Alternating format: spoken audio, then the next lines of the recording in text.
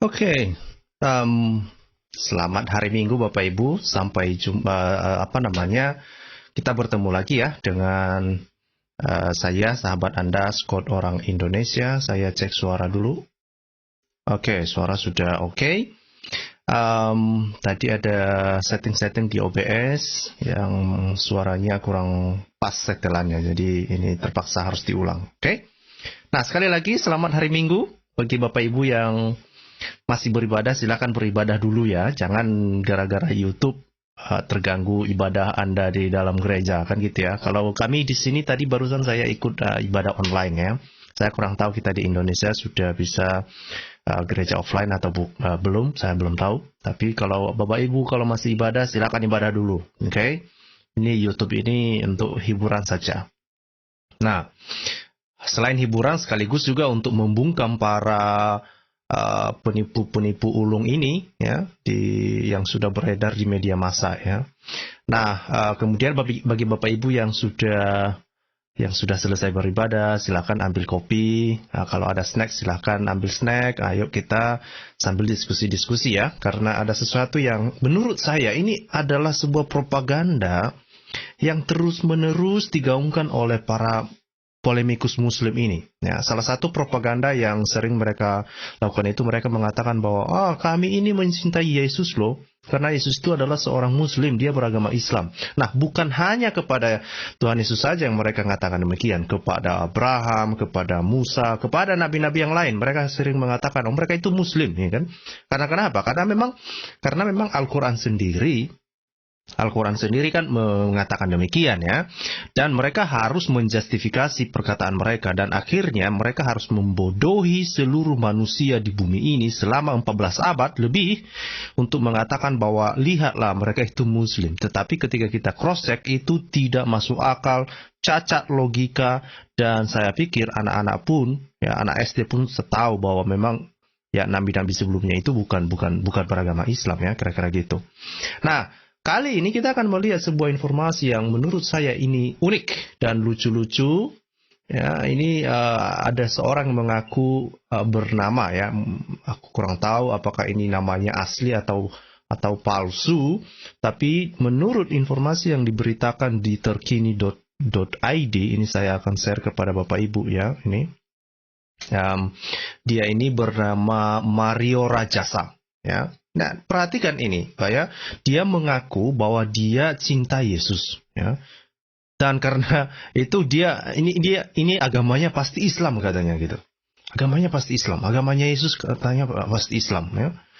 Kemudian setelah dia membaca Alkitab katanya dia bilang bahwa Yesus menyuruh dia untuk percaya atau beriman kepada Muhammad. Ini adalah sebuah kebohongan yang luar biasa. Ya, kebohongan yang luar biasa. Saya kurang tahu kenapa Islam mencoba untuk mengangkat isu ini dan mereka tidak malu ya. Kenapa mereka mau berbohong? Itu yang kadang-kadang kurang ngerti saya. Kenapa para polemikus muslim ini berbohong? Kenapa? Mengapa kalian berbohong gitu? Mengapa kalian mengaku-ngaku bahwa Yesus beragama Islam? Dan mengapa kalian mengatakan bahwa Yesus mengatakan beriman kepada Nabi Muhammad? Pertama ya, ini coba dipikirkan dulu ini ya. Pertama ya, orang Kristen tidak percaya bahwa Isa yang digambarkan di dalam Al-Quran itu adalah Yesus Kristus. Tetapi Islam tidak bisa berkelit bahwa Isa yang dimaksud dalam Al-Quran itu adalah Yesus. Jadi berbeda. Ini adalah sebuah point of view yang berbeda ya. Sekali lagi saya tegaskan. Orang Kristen tidak pernah memandang bahwa Isa yang digambarkan dalam Al-Quran itu adalah Yesus. Itu tidak sama sekali. Bukanlah Yesus yang kita imani. Oke? Bukan. Tetapi Islam, Muslim tidak bisa berkelit bahwa Isa yang mereka ceritakan di dalam Al-Quran itu merujuk kepada Yesus. Mereka tidak bisa berkelit. Ya, beberapa waktu yang lalu ini Menachem Ali mencoba untuk berkelit, itu Isa yang digambarkan dalam Al-Quran itu bukan Yesus. Itu sudah terlambat. Kalau bukan Yesus yang kalian rujuk di dalam Al-Quran, lalu siapa itu? Siapa itu? Dengan ciri khas seperti itu siapa? Gitu ya. Nah, bukan hanya kepada Yesus yang sering mereka klaim bahwa Yesus itu beragama Islam. Ya. Kepada Abraham, kepada Musa, kepada nabi-nabi yang lain juga mereka sering mengatakan mereka itu adalah Muslim. Ya, dan mereka mencoba untuk melakukan cocokologi. Misalnya, oh lihatlah Yesus itu ketika dia berdoa dia bersujud. Aduh, udah dari dulu orang bersolawat. Orang Yahudi juga bersolawat. Bersolawat itu kan sederhana, berdoa. Gitu. Apakah hanya gara-gara dia bersujud lalu kamu bilang dia Muslim? Tetapi kamu melupakan dari core teachingnya, ya, core beliefnya ataupun setidaknya core teologinya lah kira-kira gitu. Ya. Nah ini misalnya yang dikatakan oleh Zohan Zarko ini ya. Ini adalah contohnya. Ini adalah contoh ya propaganda contoh-contoh manusia yang sudah termakan propaganda murahan. Ya. Ini adalah contoh yang sudah termakan propaganda murahan. Sebentar. Ini saya copy dulu mana ini. Oke, ini saya taruh di sini. Waduh, ini nggak kelihatan ya. Sebentar ya. Saya coba ganti dulu filternya.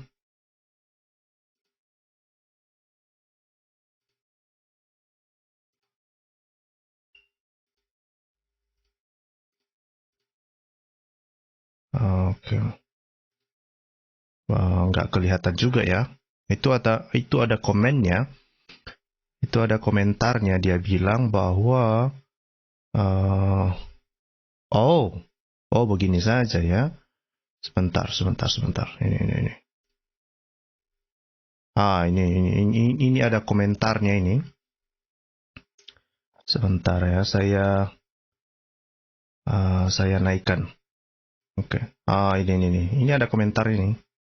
Yang sudah termakan propaganda dan kebohongan yang luar biasa. Ini contohnya ini. Contoh nyata. Ini dari Zohan Zarko. Emang Yesus kenal sama Kristen? Ya kan? Ini adalah contoh-contoh ya begitu rendahnya cara berpikir Muslim ini yang sudah diajari oleh sebuah kebohongan gitu loh ya. Ini adalah sesuatu yang lucu ya. Kalau kita tanya memangnya rupanya kapan rupanya atau setidaknya Kristen itu apalah kira-kira gitu ya. Kalau kita tanya Kristen itu apa gitu ya.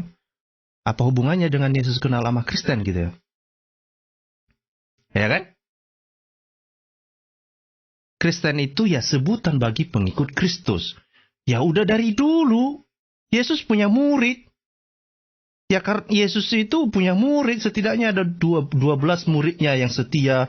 Kemudian ada 70 murid yang datang mungkin 2 kali 3 kali seminggu bersama-sama dengan dia. Yang mereka itu Kristen. Kristen itu artinya pengikut Kristus. Lalu setelah berkembang, maka ada orang-orang menyebut pengikut-pengikut Yesus itu sebagai Kristen. Jadi, cobalah Muslim ya. Saya kadang-kadang ya, kasihan melihat kalian ini. Benar loh. Kadang-kadang kasihan melihat kalian ini. Kenapa begitu rendahnya kognitif kalian gitu loh. Kenapa begitu rendahnya cara berpikir kalian itu kok rendah sekali gitu. Kenapa? Saya kasihan. Gak maju-maju Indonesia kita ini kalau kalian terus begini cara berpikirnya. Masa hanya untuk berpikir gitu aja pun lola banget sih? Lolanya minta ampun. Ya kan? Nah, jadi tolonglah Zohan Zarko ini hentikanlah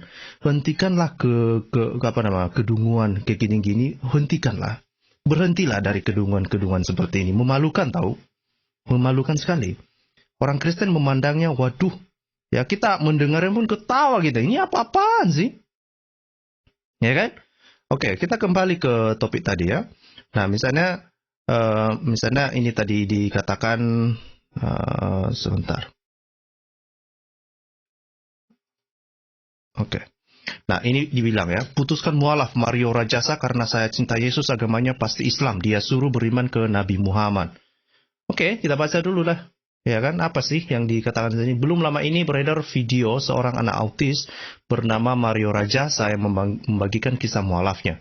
Kisahnya tersebut pun viral dan banyak diperbincangkan publik lantaran alasannya mualaf terbilang mengharukan. mengharukan, sekaligus membuat terkejut. Terkejut? Nggak terkejut kami. Nggak terkejut. Udah banyak polemikus muslim mengaku-ngaku bahwa Nabi Musa, Nabi Abraham, ya kan? Abraham mereka mengatakan muslim. Nggak terkejut kami. Kalian aja yang terkejut, kalian pikir itu benaran. Kalian ditipui ya, kalian yang jadi korban rasakan sendirilah ya kan. Siapa suruh kalian percaya hoax ya kan? Hoax dipercaya. Lucu-lucu aja kalian ini.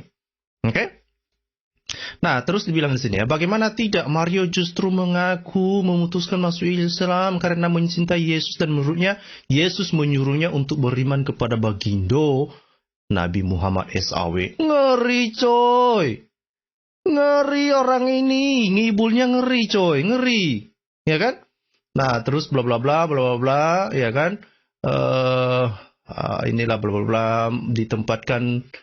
Dia ini seorang Buddha, tetapi dia pernah belajar di lingkungan Katolik Protestan katanya. Katolik Protestan? Apa pula Katolik Protestan?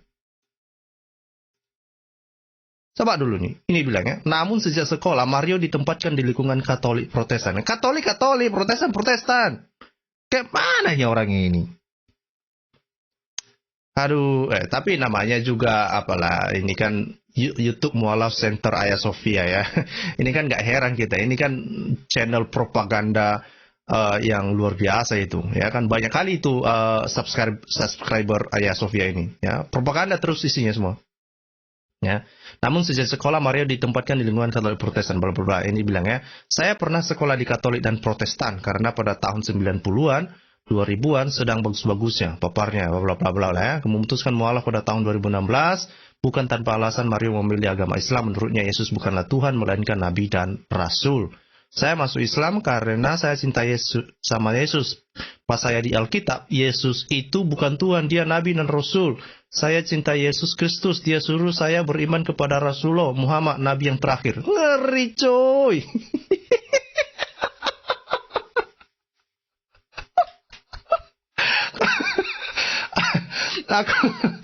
Aku membaca ini ya, saya bukan marah, enggak, tapi saya ketawa. Kenapa orang-orang ini kayak apa ya? Entah dari mana mereka beli kedunguan mereka ini. Aku nggak tahu di mana pasar kedunguan ini ada gitu. Entah berapa sekilo atau aku nggak tahu, entah mereka udah borong atau gimana lah, entah di mana pasarnya, terus mereka borong semua kedunguan ini. Nggak tahu aku kenapa.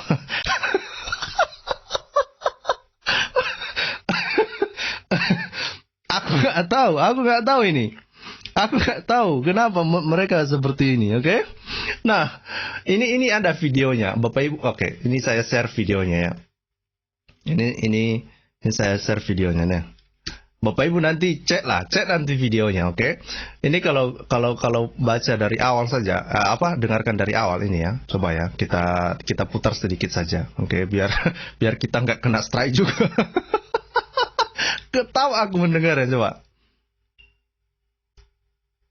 Karena saya cinta sama Yesus. Yesus itu pas saya baca di Alkitab dia bukan Tuhan. Saya masuk Islam. Ya, karena saya cinta sama Yesus. Yesus itu pas saya baca di Alkitab dia bukan Tuhan. Dia nabi dan rasul. Dia nabi dan rasul, Bu, bukan Tuhan. Iya. Terus habis itu saya kecintaan sama Yesus Kristus. Yesus suruh saya beriman kepada Rasulullah, Nabi Muhammad, nabi yang terakhir. Bahkan semua Rasul itu agamanya itu Islam, semua nabi dan rasul menyembah Allah Subhanahu wa taala.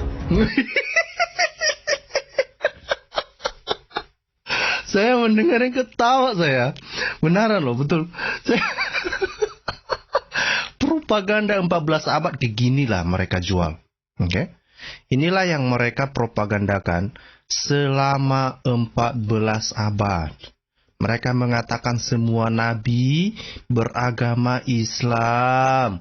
Mereka itu Muslim. Yesus menyuruh untuk beriman, percaya kepada Muhammad.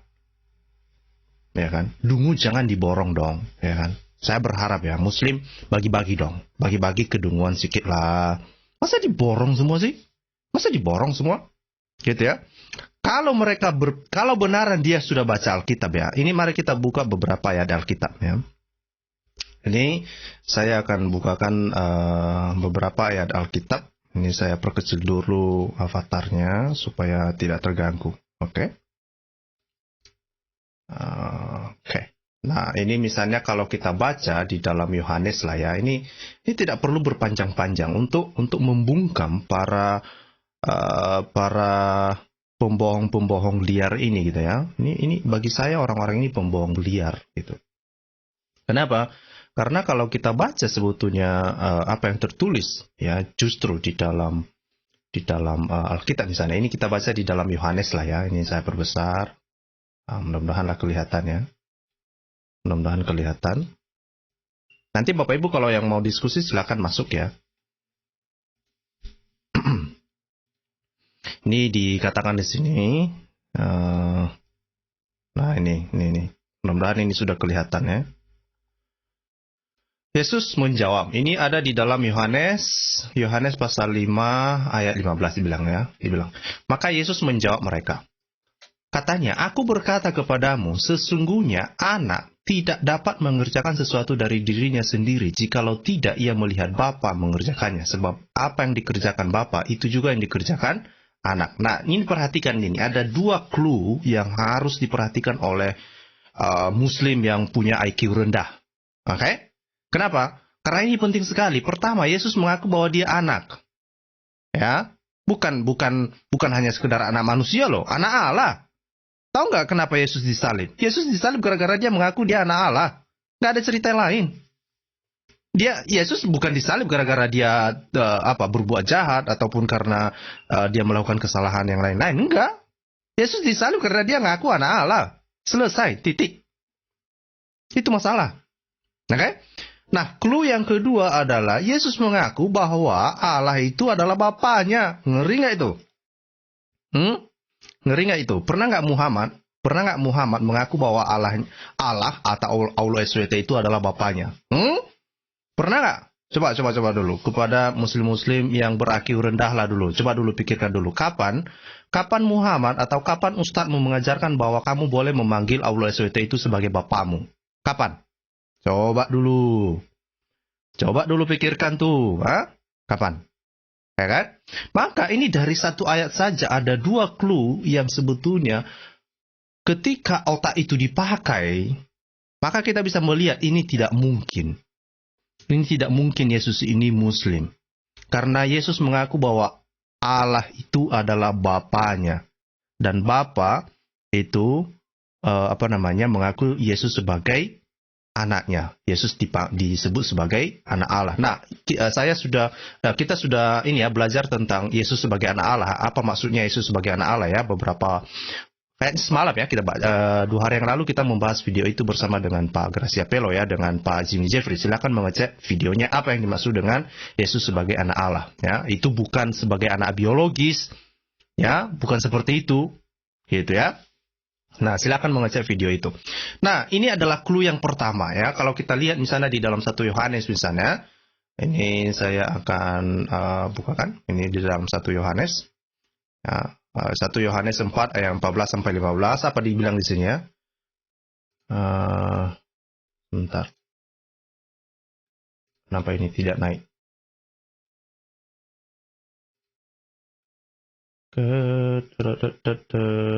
Kenapa ini?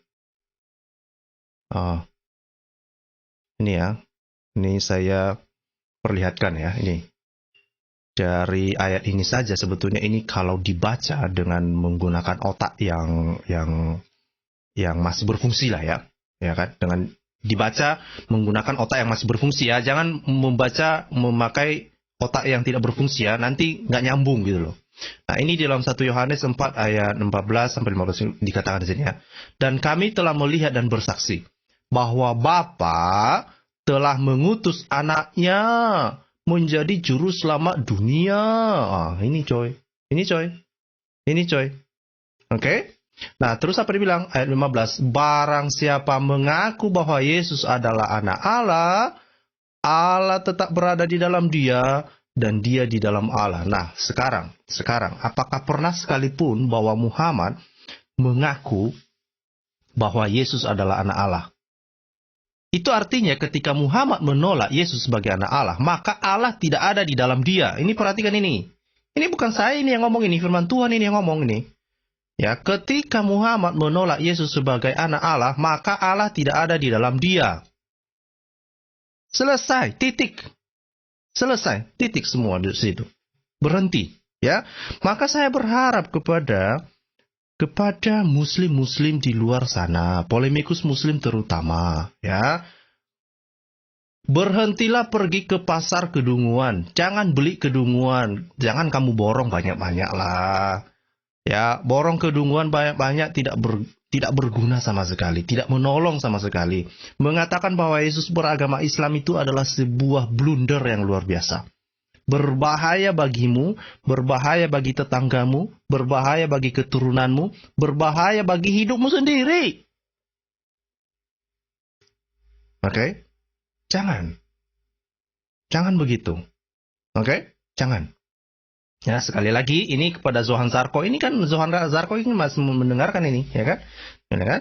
Nah, ini dibilang sini ayat 14. Saya tegaskan kembali ya. Ayat 15 ini di 1 Yohanes pasal 4 ini kata-kata, barang siapa mengaku bahwa Yesus adalah anak Allah, ya, Allah tetap berada di dalam dia. Nah, kan Muhammad kan tidak mengaku bahwa Yesus adalah anak Allah. Bahkan dia menolak Yesus sebagai anak Allah loh.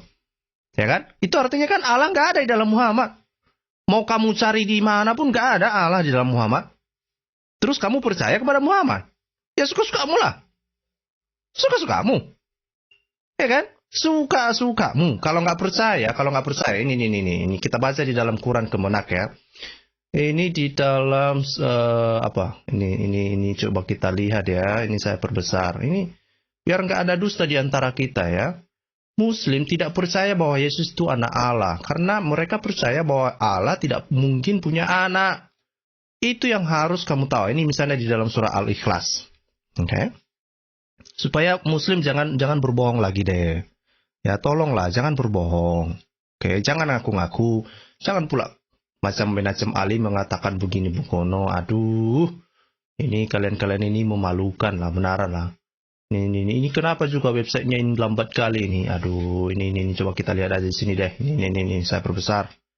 Ini kalau lambat-lambat ini nggak sabaran saya. Oke. Nah, ini dia. Perhatikan ini di dalam surah Al-Ikhlas. Surah Al-Ikhlas apa? Ini kita baca ini cuma 4 ayat ini. Katakanlah, dialah Allah yang maha kuasa. Yang maha esa coy. Allah adalah Tuhan yang bergantung kepadanya segala sesuatu. Dia tidak beranak dan tidak pula diperanakan. Dan tidak ada seorang pun yang setara dengan dia. Inilah yang ada di dalam otakmu. Ini yang ada di dalam otakmu Muslim. Jangan kau campur aduk. Jangan kau campur aduk bilang bahwa Yesus juga beragama Muslim.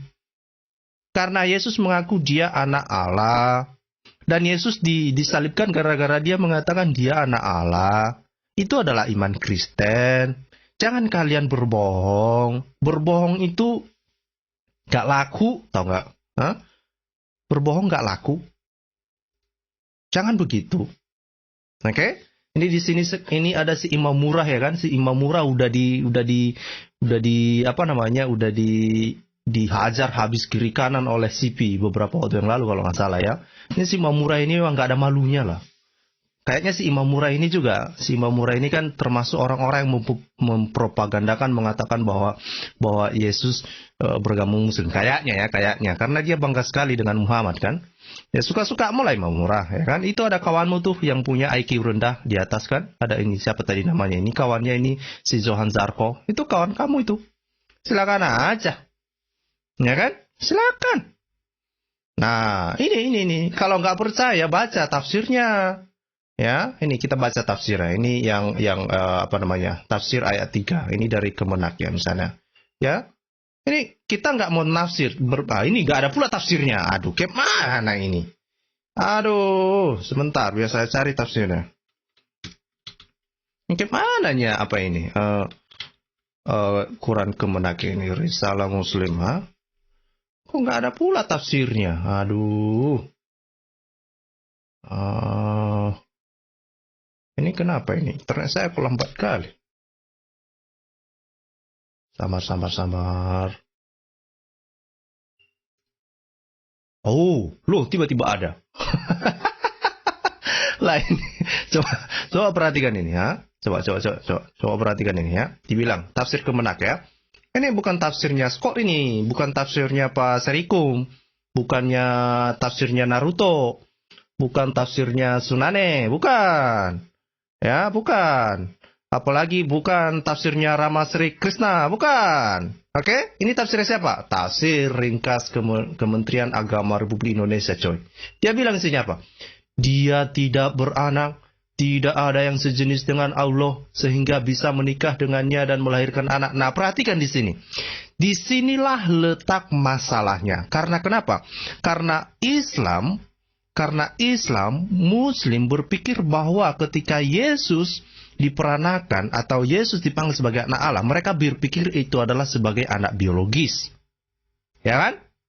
Mereka berpikir itu sebagai anak biologis. Makanya mereka berpikir, oh Allah tidak mungkin menikah, tidak mungkin melahirkan anak, dan dia tidak pula diperanakan karena dia kekal dan tidak bermula.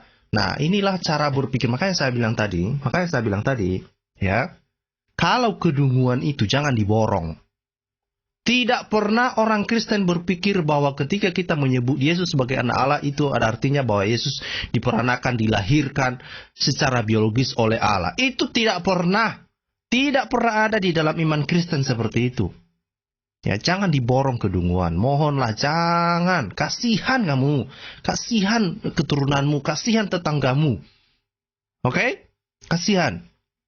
Nah, sekali lagi, ini yang mau saya tegaskan kembali ya. Kamu mau menolak bahwa Yesus itu bukan Tuhan, silahkan. Ya, tetapi faktanya bahwa Yesus disalib bukan karena perbuatan jelek, bukan karena berdosa, tapi dia disalib karena apa? Karena dia mengaku sebagai anak Allah. Dan orang Yahudi tidak percaya itu, ya. Pada masa itu ya, maka orang-orang Roma lah yang menyalibkan dia ya. Mereka menyerahkannya kepada tentara-tentara Roma, kan kira-kira gitu ya. Dia dihakimi oleh pengadilan Pilatus lah, kira-kira gitu ya.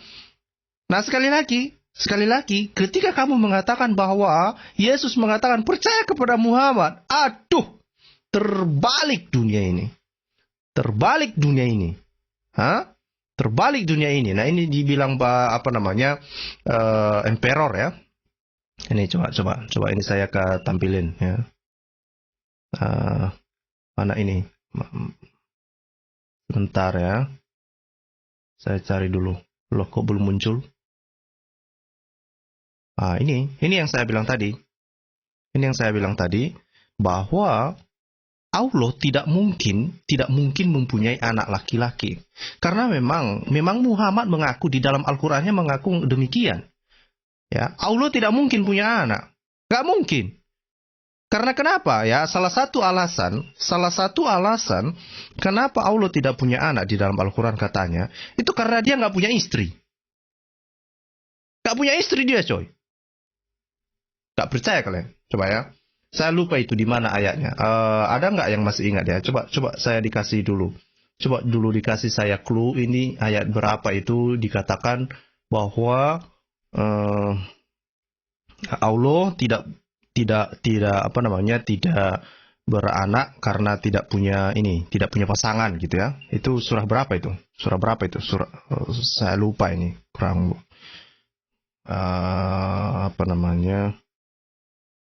beranak. Oke. Coba saya cari ya. Allah. Oke. Ini di mana ya? Oke, saya cari dulu ya. Allah tidak beranak karena tidak punya istri. Coba ini ya. Di mana ini? Itu surah berapa itu ya? Lupa saya.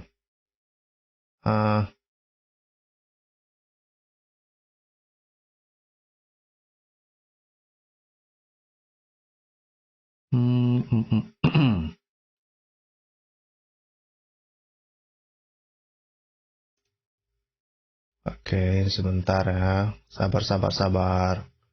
Ini apa namanya? Ini menarik ini ya.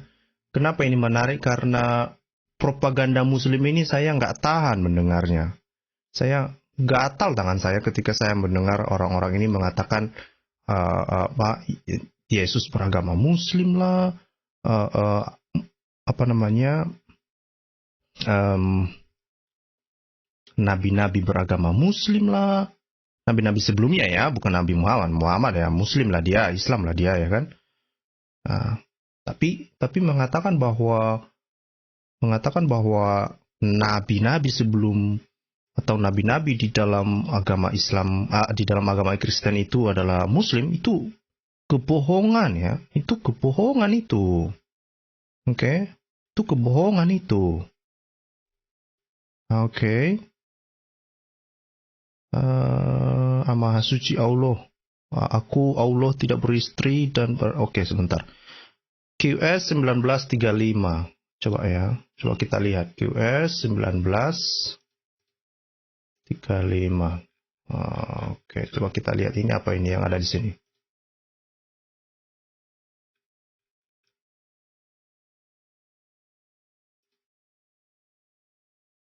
Nah, ini adalah salah satu contohnya ya.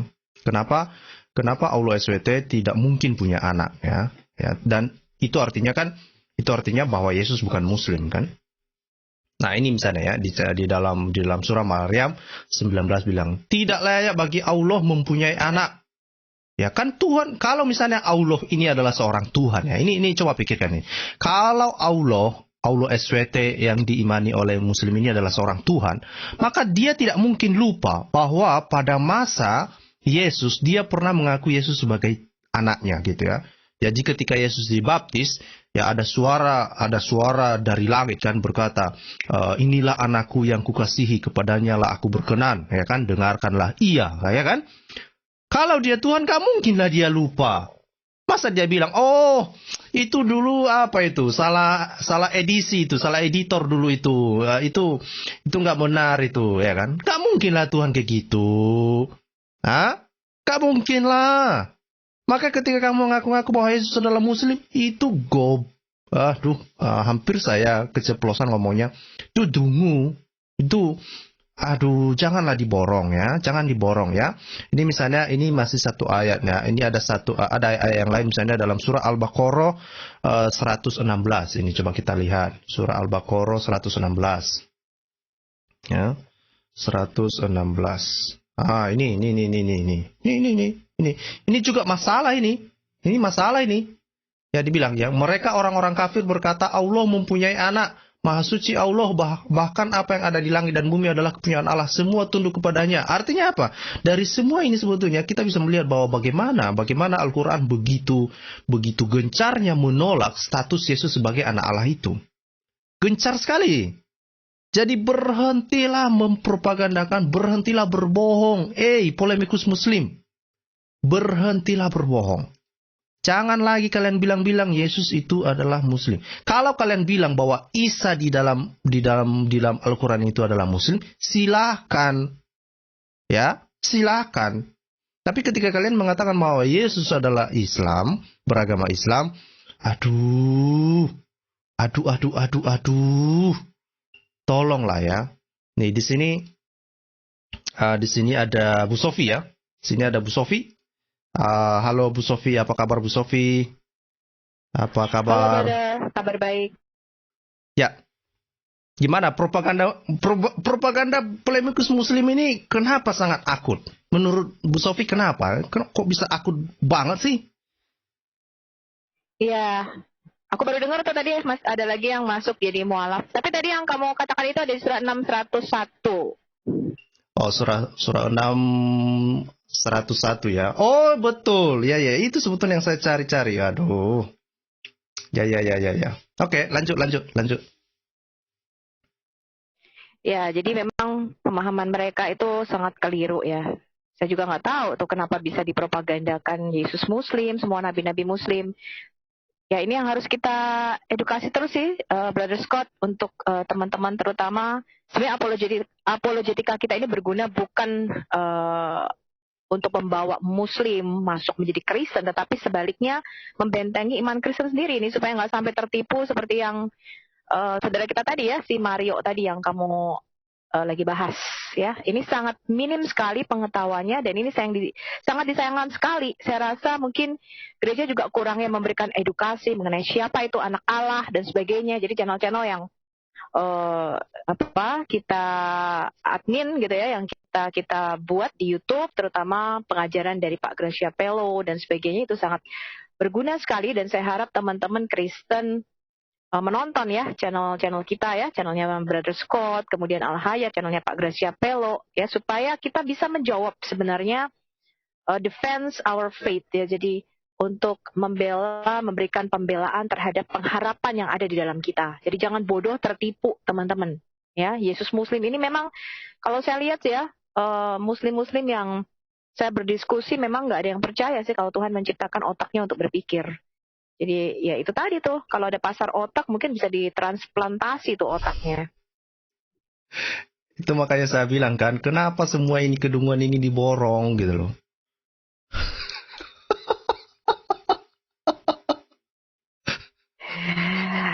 Itu ya jangan deh ntar channelmu di ini lagi kalau gue ngomong kan, gue kalau ngomong kan suka keceplosan. Gue tahu sendiri. Aduh. Jadi deh coy, gue tahan coy kalau di channelmu. Oke. Ini ada Pak Omar. Selamat hari Minggu Pak Omar. Apa kabar Pak Omar? Selamat hari Minggu, Bro Scott. Ya, apa kabar Pak? Aku Sofi, selamat hari Minggu. Kabar baik. Selamat hari Minggu, Brother Omar. Ya, silakan Pak, silakan. Yang dibahas itu, saya udah nonton itu video kesaksiannya di channel Muslim itu ya. Kalau saya lihat malah kayak orang kayak apa ya, keterbelakangan mental kayak gitu, karena terlalu banyak bahas Alkitab apa gimana? Autis dia, cuma kan propagandanya yang. Jadi harus orang autis yang mereka pakai ya untuk ini propaganda mereka. Nah, itu memang juga apa ya, sisi kasihannya saya di situ gitu loh. Kenapa kalian? Iya, seakan-akan kan mereka itu memanfaatkan orang seperti itu gitu loh. Itulah. Ya, dari situ saja kita sudah lihat bahwa pemilik channel itu nggak perlu, itu memang orang kurang ajar itu, nggak ada respectnya. Kenapa nggak sekalian aja dari rumah sakit jiwa Sumber Waras sana diambil? Ya. Mereka kekurangan orang-orang waras. Tadi ada berita begini bro, satu rumah sakit bertobat mualaf masuk Islam. Wah, ternyata rumah sakit jiwa yang di ini. Iya itu. Satu rumah sakit jiwa ditobatkan. Kasihan itu orang yang dipakai jadi sumber ininya. Tapi sebenarnya sih kita harus introspeksi Brother Omar. Ya. Kita nggak bisa juga menyalahkan Muslim karena memang itu kan sebenarnya strategi mereka ya. Jadi kita nggak boleh gitu kalau buruk rupa cerminnya yang dipecah gitu. Jadi ini justru menjadi bahan introspeksi karena hal seperti inilah makanya saya terlibat di dalam apologetika gitu loh. Supaya gereja itu juga memberikan satu edukasi yang benar kepada teman-teman kita. Kan karena itu kan karena ketidaktahuan si Mario ini, ataupun juga karena bisa jadi mungkin dia bertanya atau tidak ya pada keluarganya. Kalau Buddha ya pasti jelas nggak tahu apa-apa ya tentang kekristenan gitu. Tapi paling nggak kalau misalnya dia berkonseling dengan pastor atau dengan teman-teman seiman, mereka harusnya bisa memberikan jawaban yang bagus gitu, berapologetika dengan bagus. Nah masalahnya kadang-kadang saya mendengar cerita-cerita mualaf ini kayak misalnya Tere Pardede, Yesus kok berdoa? Nah, ketika dia tanya, misalnya dia tidak mendapatkan jawaban yang memuaskan, mualaf dia. Itu kan konyol sekali hal seperti ini.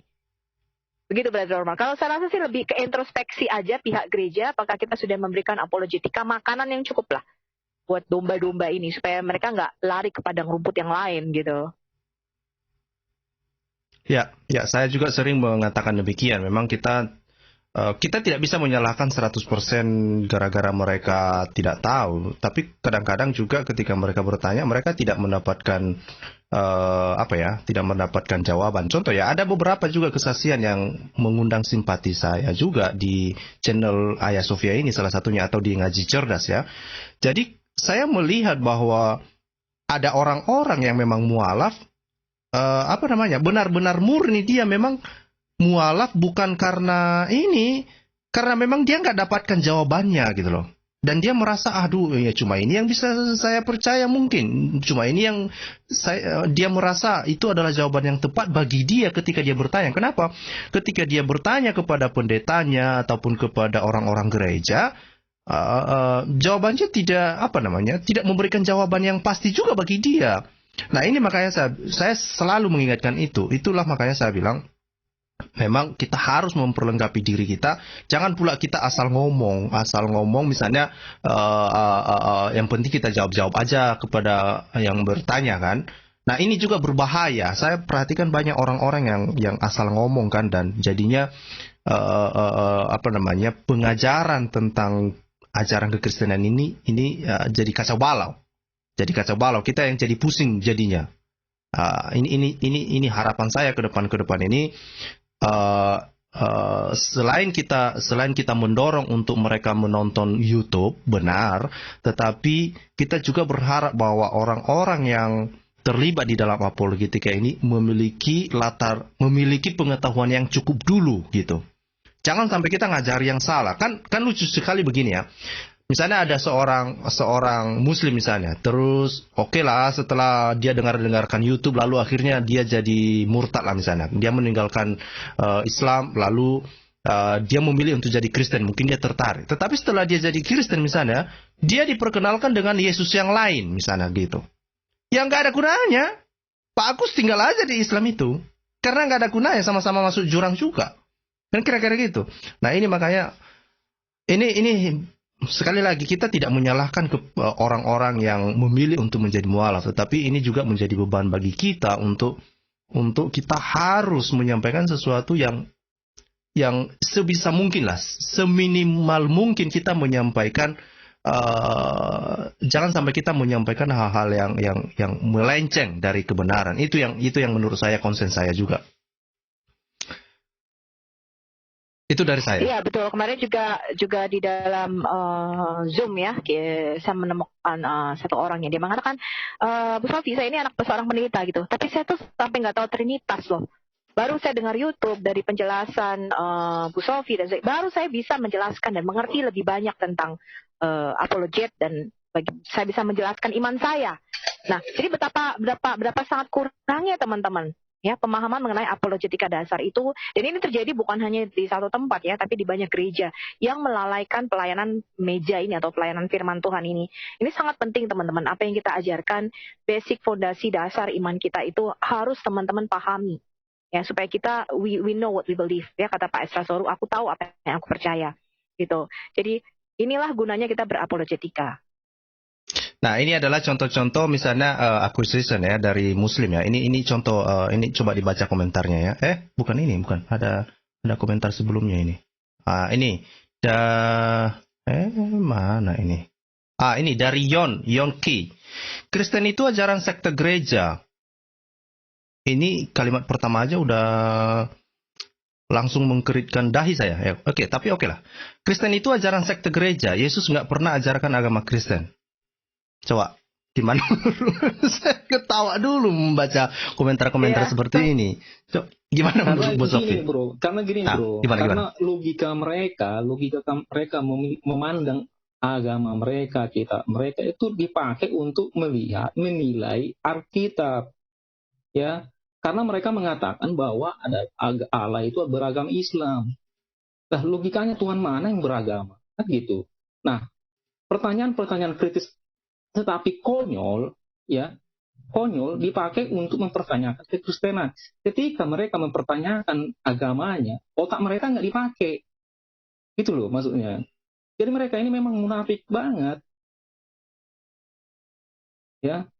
Nah, untuk kawan-kawan yang kawan-kawan Kristen, orang-orang percaya, soal yang dibilang Bu Sofi tadi, seorang anak pendeta yang tidak memahami Tritunggal, itu sebenarnya di Yohanes pasal 1 itu udah jelas sekali di situ, ya kan? Ya. Nah, lucunya karena dia mengaku sudah membaca Bible. Keseluruhan. Nah, itu itu nggak pernah itu mereka baca Alkitab. Sekalipun mereka baca Alkitab walaupun versi online ya yang ada di Play Store, Itu paling mereka ngambil satu ayat langsung ditafsir pakai otak dengkulnya, karena mereka memakai cara mereka membaca kitabnya mereka dengan kitab orang. Sedangkan cara membaca Alkitab itu tidak seperti itu. Ya. Tidak bisa langsung ditafsir, karena mereka, kita lihatlah di satu surah itu bisa dalam satu ayat aja bisa ceritanya berlomba-lomba. Nggak ada kesatuan. Karena memang kronologis ayat itu turun kan karena apa? Tergantung situasi kondisi. Maka turun wahyu. Kan gitu. Ya. Kalau di Alkitab, kisah dulu baru ada penulisan. Jadi kisah yang sudah terjadi baru ditulis. Kecuali nubuatan. Kan gitu. Nah, nubuatan ini pun kita perjanjian lama itu sudah tergenapi, maka dituliskan. Makanya kita ngerti gitu loh. Nah, kalau mereka kejadian dulu baru turun ayat. Oke. Ini ada yang khawatir ini, Bu Sofi sama Pak Omar. Ini juga ada Pak Helboy ya, sebentar. Ini ada yang khawatir, katanya nanti kita khawatirnya anak autis ini dipakai untuk pengantin bom bunuh diri oleh Muslim. Gimana ini? Saya nggak tahu bagaimana untuk mendekati anak autis, saya kurang tahu karena saya juga nggak ada pengetahuan ya gimana mendekati orang-orang seperti itu. Ada nggak pernah orang yang normal aja bisa dicuci otaknya Pak. Lah yang masih ada kekurangan. Oke. Bisa jadi Pak. Kenapa nggak bisa? Karena menurut pengakuan yang terpidana teroris itu untuk mempengaruhi seorang bomber itu, pengantin itu, hanya cukup 1-2 jam kok untuk melakukan aksi itu, untuk mencuci otaknya. Dia siap jadi pengantin, hanya butuh 1-2 jam. Yang penting doktrin-doktrin awal itu sudah dimasukkan bertahap-bertahap. Ya. Tidak usah takut Pak Scott. Kenapa itu Pak? Kalau kita dalam iman Kristen bahwa kita yakin orang yang diselamatkan mati pun nggak apa-apa. Kenapa lu takut? Artinya lu nggak beriman dong. Oke. Kau kena bom mati nggak apa-apa. Kenapa? Repot nggak usah repot. Mati cuma sekali doang kok, nggak berkali-kali. Nah itu namanya iman. Benar, tetapi kan ada banyak orang-orang yang tidak siap di luar sana kan. Mungkin mereka butuh waktu, ya kan. Yang pertama, itu yang kedua. Kita dulu sendiri aja dah. Yang lain jangan dulu urusin. Oke, ini kita ada. Nggak tahu kan, dia siap kan? Ya. Jadi tambah ya bro. Saya, buat kawan-kawan kita nih, kawan-kawan kita supaya jangan mati, silakan. Sebenarnya pengakuan bahwa Yesus itu adalah Tuhan itu sebenarnya itu pengakuan Yesus sendiri kok. Kalau kita baca di Yohanes 10 ayat 32 sampai 33, itu pengakuan Yesus sendiri. Karena tidak mungkin manusia menyamakan dirinya kepada Allah, Elohim, ya. Kecuali Elohim itu sendiri yang menyamakan dirinya dengan dirinya sendiri dengan siapa? Ya kan? Yohanes berapa tadi Pak? Manusia Yohanes 10 ayat 32. Oke. Jangan mereka mengikuti cara si Dedat sama anak muridnya si Jakar turun, di mana tertulis Yesus mengaku aku adalah Tuhan, dengan sama persis kata-kata seperti itu, gitu loh. Cuma mereka ini punya otak apa enggak berpikir gitu loh. Jangankan memahami kitabnya sendiri, mereka belum mampu memahami kitab orang, padahal itu udah terjemahan, ya, udah terjemahan. Kenapa mereka nggak memahami bahasa Indonesia aja mereka nggak mampu, ya? Coba Bro Scott itu baca di share itu ayatnya. Itu udah pengakuan Yesus sendiri. Ya, ini saya baca dulu. Yohanes 10 ayat 32. Kata Yesus kepada mereka, banyak pekerjaan baik yang berasal dari Bapakku yang kuperlihatkan kepadamu. pekerjaan manakah di antaranya yang menyebabkan kamu mau melempari aku? Gitu.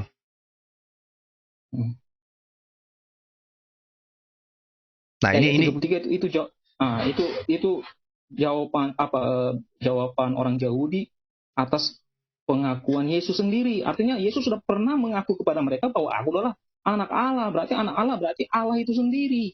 Kenapa frasa anak Allah itu? Karena dia muncul sebagai manusia. Itu yang Muslim tidak pahami, frasa anak Allah itu. Ini di ayat 33. Frasa anak Allah. Ini ayat 33 orang Yahudi menjawab ya. Jawab orang-orang Yahudi, bukan karena suatu pekerjaan baik kami mau melempari engkau, melainkan karena engkau menghujat Allah. Dan karena engkau sekalipun hanya seorang manusia saja, menyamakan dirimu dengan Allah. Nah, ini yang saya bilang tadi. Faktanya bahwa Yesus itu disalib gara-gara dia ngaku sebagai anak Allah. Iya, betul. Karena gini bro, ya, tanah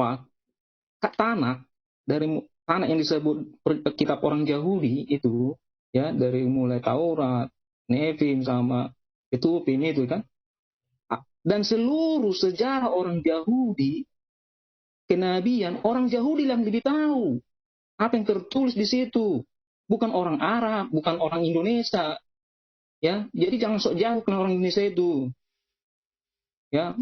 Kalau belajar tentang agama Yahudi, ya belajar ke orang Yahudi langsung. Mereka lebih tahu sejarahnya. Oke. Sini bukan ada orang Arab yang umi, gitu loh. Bukan orang Arab yang umi. Ini ada Pak Omega. Pak Omega. Selamat hari Minggu Pak Omega. Salam Pak. Apa kabar Pak? Halo Pak Omega. Masih monitor Pak Omega? Salam. Salam Pak. Silakan Pak, silakan. Halo. Kedengaran jelas lah Pak? Kedengaran lah. Oke, terima kasih. Selamat siang, selamat hari Minggu. Tuhan Yesus memberkati Pak Spot, Ya. Ibu Sugiyato, Pak siapa ini satu, Pak Omar. Ya, puji Tuhan. Nah, terima kasih atas kesempatan yang diberikan pada saya untuk bergabung pada siang hari ini di channelnya Bapak. Menurut pendapat saya tentang mereka-mereka yang pindah keyakinan, ya itu hak mereka. Namun demikian, mereka itu belum memahami tentang ajarannya terdahulu, sehingga mereka diambang kebingungan dan ketidakpahaman tentang agama dia yang ia yakini dulu, kemungkinan dapat informasi baru yang meyakinkan sehingga mereka itu beralih keyakinan. Itu hak mereka. Bagi mereka yang Muslim, mereka itu tidak bisa mempelajari agama mereka yang mereka anut, mereka yakini karena versi Arab. Dan pemahaman tentang pengertian agama mereka karena berbahasa Arab, mereka sangat kesulitan. Kebanyakan mayoritas dari orang-orang Muslim itu hampir mereka tidak mengerti tentang ajaran mereka. Mereka hanya mengerti tentang pokok-pokoknya saja, seperti melaksanakan ibadah puasa, rukun-rukun saja, rukun-rukun yang mereka. Yang lebih mendalam lagi, mereka asal usul dan sebagainya mereka tidak tahu. Karena di Muslim itu, menurut pendapat saya itu tidak tahu tentang sejarahnya. Kebanyakan mereka tidak tahu tentang sejarah. Jadi kalau membaca kitabnya orang Kristen itu memang berbahasa Indonesia dan mereka mudah mengerti. Tetapi pengertian mereka disalahpahami oleh mereka tentang iman dan keyakinan orang Kristen. Itu yang menjadi pokok permasalahannya, Pak. Sehingga kebanyakan dari mereka kalau mendengar channel-channel orang Kristen yang ingin meluruskan, mereka itu selalu istilah bahasa Indonesia ya, lupa ini. Selalu menentang. Sudah membentengin diri, Pak. Udah kasih batas. Iya, sebenarnya mereka itu kalau ingin belajar tentang Kristen, lepaskan dulu keyakinan mereka. Bebaskan dulu pikiran mereka dari hal-hal yang bertentangan. Nah, itu yang baru yang benar.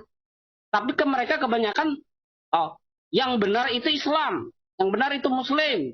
Karena mereka mengklaim mayoritas Indonesia itu Muslim. Jadi yang paling benar adalah Muslim. Padahal mereka tidak mengerti yang sebenarnya. Kalau mereka belajar sejarah, mereka akan terbuka pikiran. Mungkin mereka akan berpikir 2 kali ya. Itu saja Pak Scott menurut pendapat saya tentang mereka yang mualaf ataupun yang mereka yang memang asli orang Islam. Terima kasih.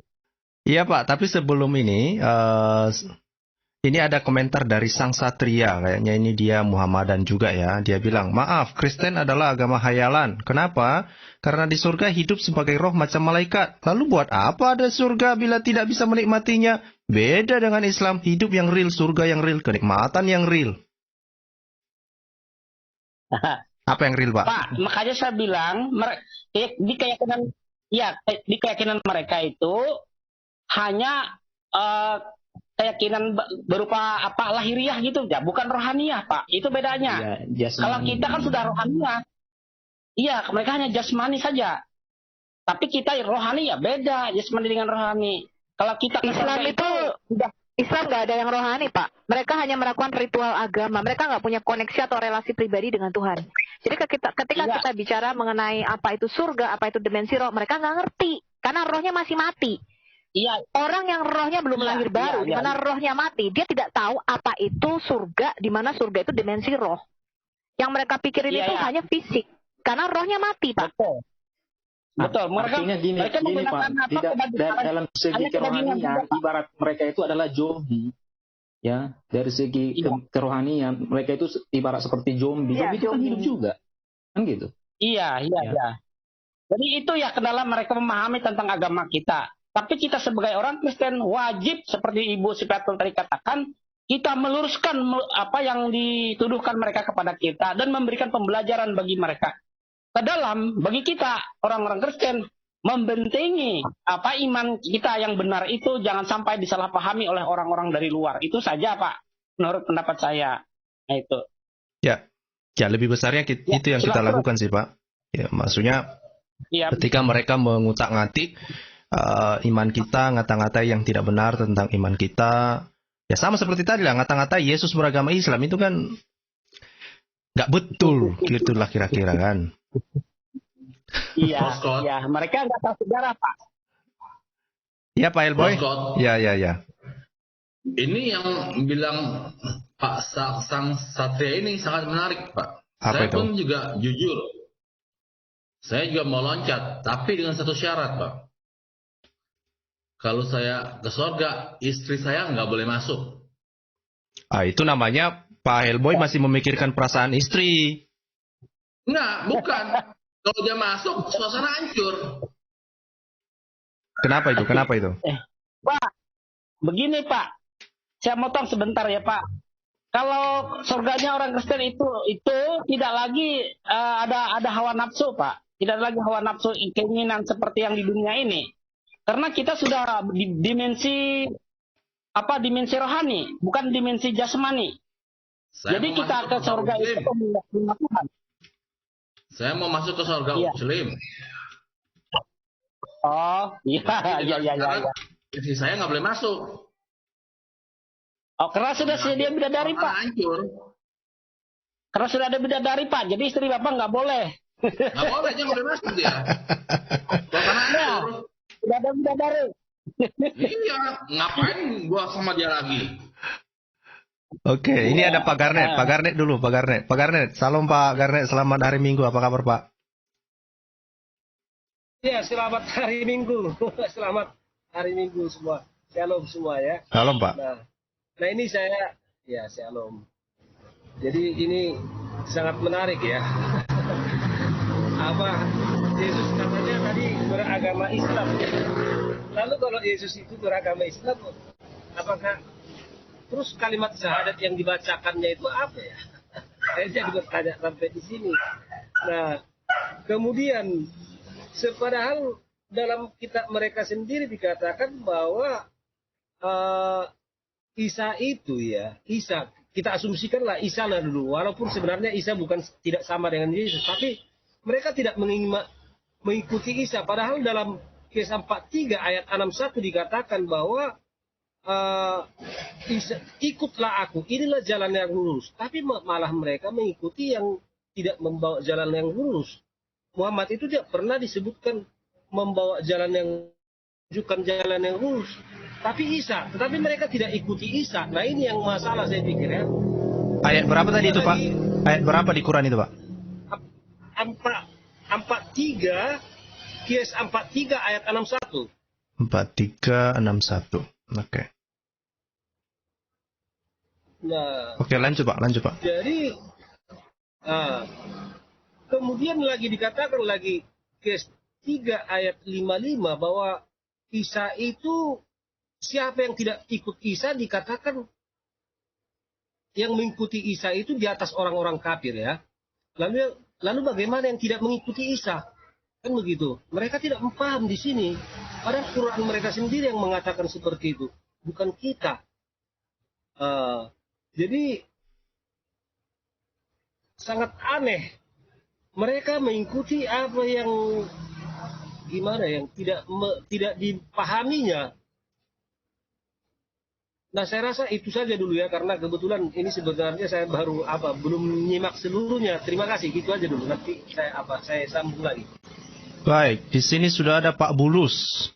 Pak Bulus, apa kabar Pak? Salam, selamat hari Minggu. Salam Pak, selamat Minggu Pak. Lanjut Pak Ganet, lanjut dulu. Ini di mana ini Pak? Sedang kerja ini Pak? Ini hati-hati COVID sedang naik. Lagi masak. Oke. Lanjut.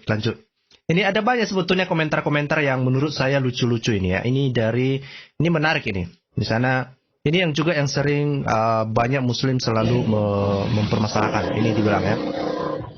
Silakan ini dari Sunan Ampel. Silakan googling Origenes Adamantios ya di tahun 184 sampai 250 Masehi, penyembah Allah sejati. Sejarah yang disembunyikan gereja. Nah ini lagi ya, Konsili Nisea di bawah ancaman kekaisaran Romawi, banyak uskup yang tersandra.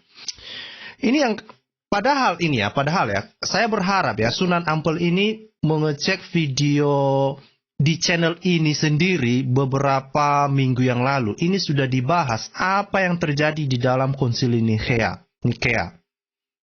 Tidak benar bahwa para uskup itu di bawah tekanan. Mereka diundang memang oleh diundang oleh kaisar pada saat itu untuk melakukan untuk pertemuan, tetapi bukan berarti dia mengatur semuanya, dia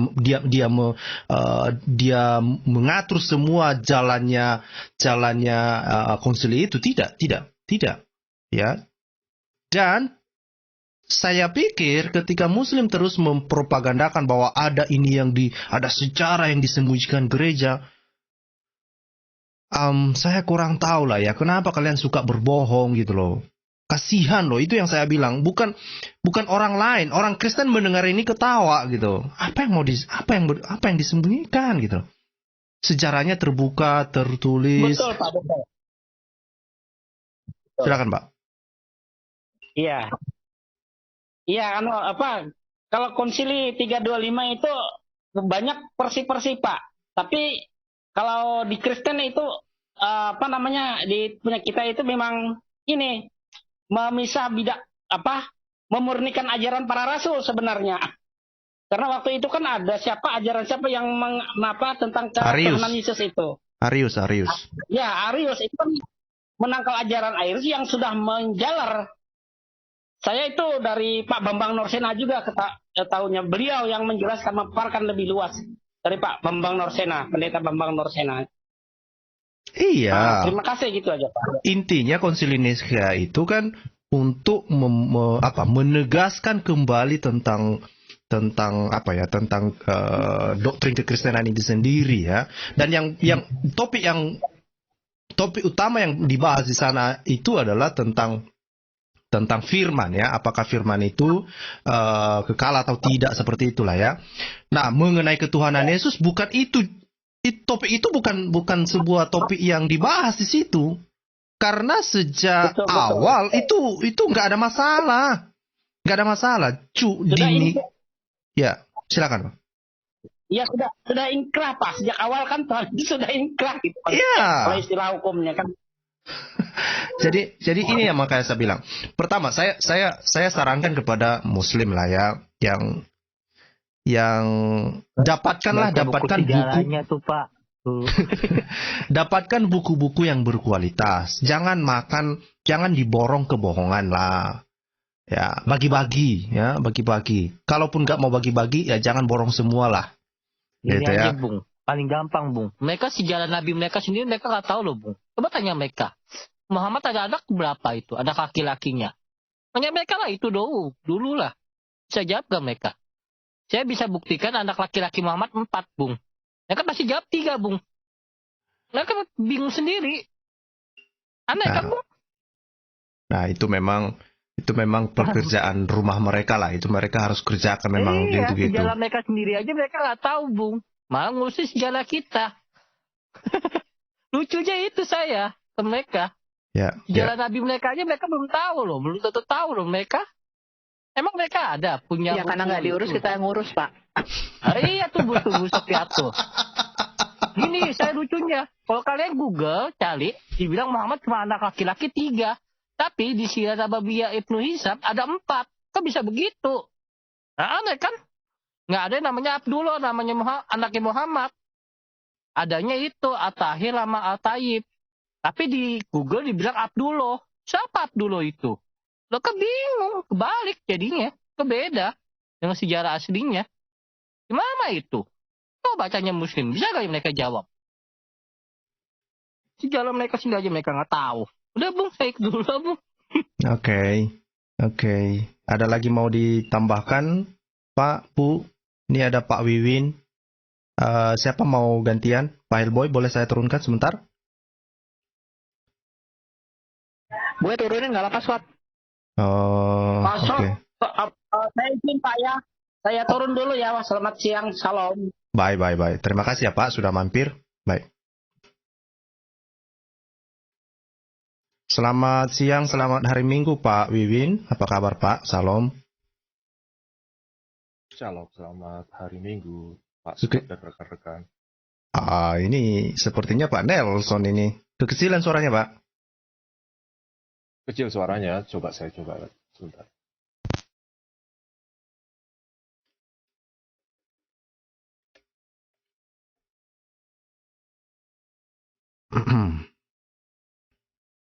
Kalau ada teman-teman Muslim mau mempertahankan argumen bahwa Yesus beragama Islam, silakan naik juga. Silakan naik karena ini yang kita pertanyakan dan ini yang kita bantah kan. Tapi kalau kamu bersikeras mengatakan bahwa Yesus beragama Muslim hanya gara-gara dia berdoa bersujud, lalu macam-macam lah kamu bilang itu dia menyembah Allah, dia menyebut Allah sebagai Tuhannya, silakan naik. Ya, silakan naik. Oke. Gimana Pak Wiwin? Apa kabar Pak? Sudah bisa headsetnya gimana? Bung, bukannya bisa Islam dicoba Pak? Sudah kesucian. terdengar kah? Sudah. Silakan Pak.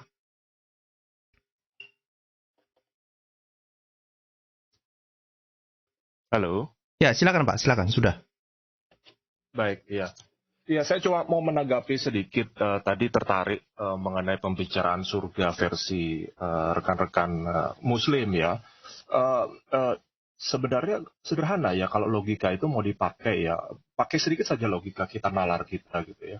Sebenarnya apa yang harusnya haram di dunia itu kan juga haram di surga gitu ya. Bagaimana bisa yang tadinya haram seperti minuman beralkohol begitu ya di dunia, kemudian perzinahan di dunia itu menjadi legal begitu ya di surga ya kan. Kalau kita lihat ya faedahnya ya, coba ya. Ketika kita menikmati makanan, sebuah kenikmatan, terus di surga disediakan segala makanan dan kenikmatan segala macamnya. Kalau di track ke belakang sebenarnya makanan ini kan sebenarnya adalah kebutuhan jasmani gitu ya. Jadi kita dirangsang supaya bisa menikmati suatu kenikmatan makanan itu kan atas dasar kebutuhan jasmani kita. Sama halnya seperti kenikmatan dalam hubungan biologis begitu ya. Itu diciptakan supaya manusia bereproduksi gitu ya. Jadi apa gunanya hal-hal kenikmatan itu ketika itu kemudian dihadirkan di surga? Logikanya simpel gitu loh. Jadi saya nggak mengerti logikanya rekan-rekan Muslim ketika mereka meyakini bahwa itu tadi mereka bisa minum anggur tapi tidak mabuk, begitu kan, kemudian 72 bidadari dan lain sebagainya gitu ya. Dan perlu diingat juga sebenarnya kalau berpikir agak jauh ya, apa yang dijanjikan oleh seseorang itu kan sebenarnya mencerminkan karakter dari si pemberi kan, begitu kan, sama siapa sebenarnya yang diberi kan. Nah, ketika yang dijanjikan itu adalah hal-hal yang sifatnya berbau duniawi, seperti itu tadi, kenikmatan makanan lah, kenikmatan seksual lah, kemudian emas dan perak lah. Hal-hal seperti itu bukannya kita bisa sebenarnya melihat ya, seperti apa sih sebenarnya karakter si pemberi ini. Gitu loh. Kalau kita mau berpikirnya agak jauh kan, itu mungkin bisa ditanyakan ya ke rekan-rekan yang Muslim ya. Kalau dari saya kira-kira begitu Pak Scott, untuk jadi bahan pemikiran bagi rekan-rekan yang lain juga. Terima kasih. Ya, terima kasih Pak. Ya begitulah. Kalau sebetulnya kalau mau memakai logika sederhana ya harusnya begitu. Ini ada lagi argumen-argumen sederhana sebetulnya yang sebetulnya sudah 14 abad dijawab. Ya, ini misalnya dari si Naruto, ini Muhammadan juga ini. Perintahnya kan sangat jelas. Perintah Yesus sembahlah Allah. Perintah Muhammad sembahlah Allah. Muslim mengikuti perintah Yesus dan Muhammad menyembah Allah. Mana ayat sabda Yesus sembahlah aku? Bu Sofi lah dulu. Udah berapa ribu kali Bu Sofi menghadapi pertanyaan seperti ini, Bu? Ya, yang perlu kita jelaskan pertama sebenarnya, apakah Allah yang kita sembah sama? Gitu kan? Ya. Yang Yesus maksud adalah sembah Bapaknya yang di surga. Nah, sedangkan Muslim menyembah Tuhan negeri Mekah, pemilik Ka'bah. Ini jelas beda ya teman-teman ya. Allah yang kita sembah nggak sama, pertama. Yang kedua, kesatuan Yesus dengan Bapa adalah asal-usulnya sebagai Sang Firman Allah. Nah, mungkin Scott bisa lebih ini lagi, Scott. Gue lagi di luar nih, Scott. Bentar, Scott. Oke. Lanjut dulu. Pak Garnet.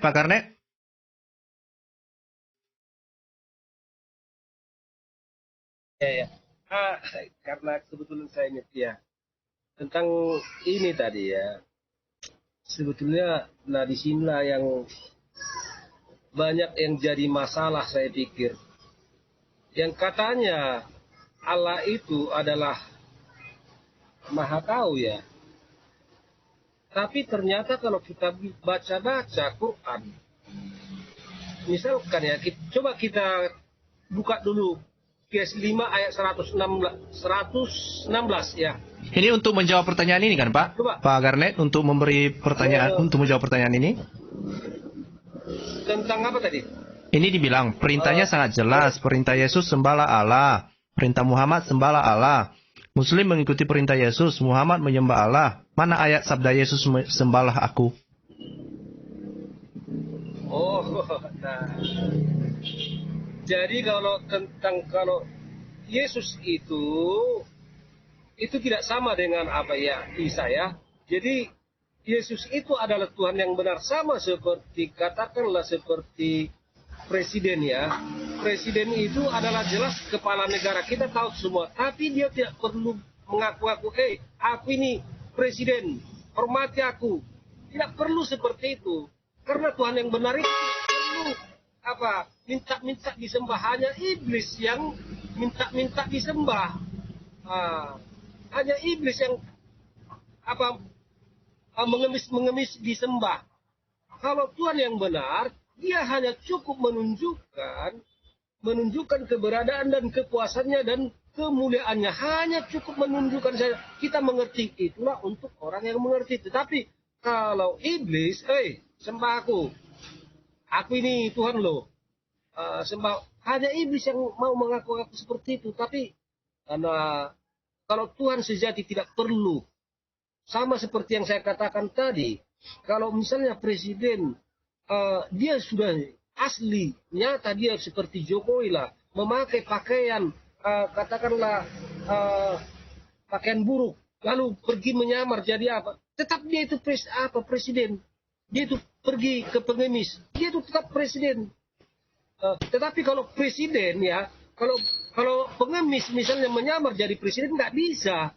Nah itu yang perlu seharusnya dipahami oleh saudara seberang kita ini ya. Oke. Sebelum ke yang lain. Itulah sebagai jawaban. Ya. Sebelum ke yang lain, kalau saya menyambung apa yang disampaikan oleh Bu Sofia bahwa memang Tuhan yang dirujuk oleh Yesus berbeda dengan Tuhan yang dirujuk oleh Muhammad. Itu penting sekali.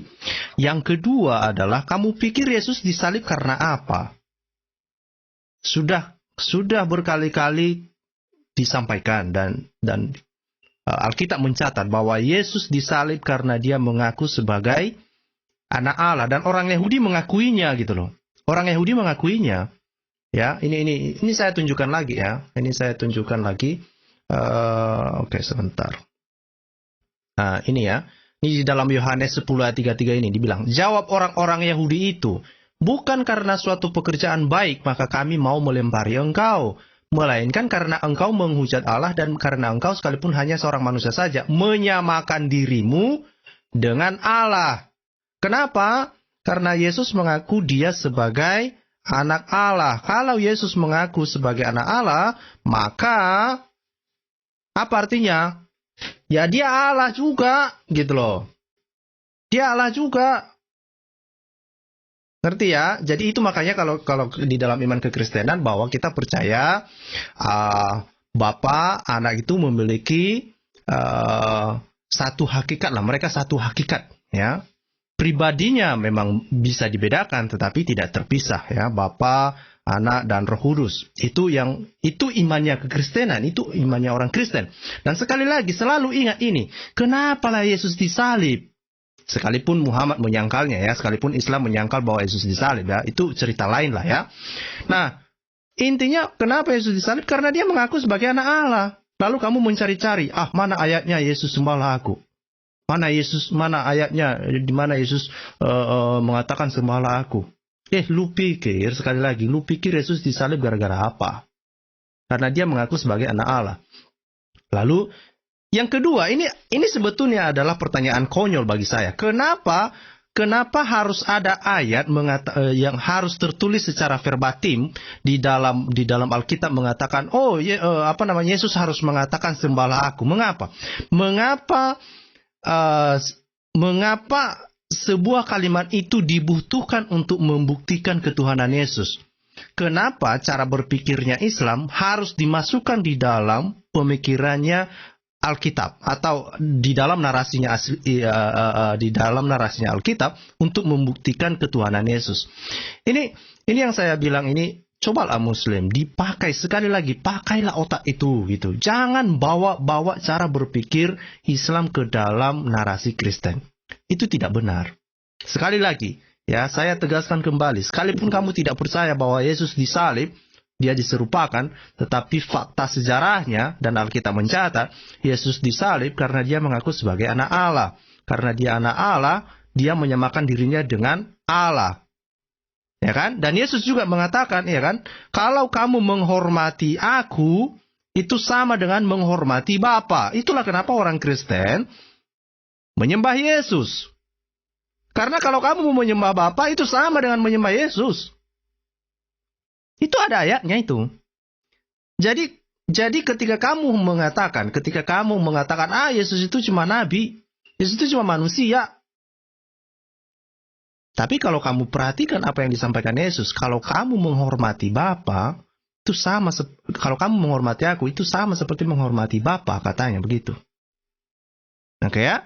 Dan selalu ingat bahwa Tuhan yang dirujuk oleh Yesus itu bukanlah Tuhan orang Arab. Itu bukan Tuhannya Muhammad. Berbeda karakternya, historisnya, ciri khasnya sangat berbeda. Jangan disama-samakan. Apalagi kamu ngaku-ngaku. Kamu bilang, Tuhan kami yang menurunkan kitab Zabur. Itu pengakuanmu itu ngaku-ngaku doang itu. Nggak ada yang percaya kayak gitu-gitu. Oke? Cuma kalian aja yang percaya itu, cuma Islam. Kalau kamu beriman pada itu silahkan.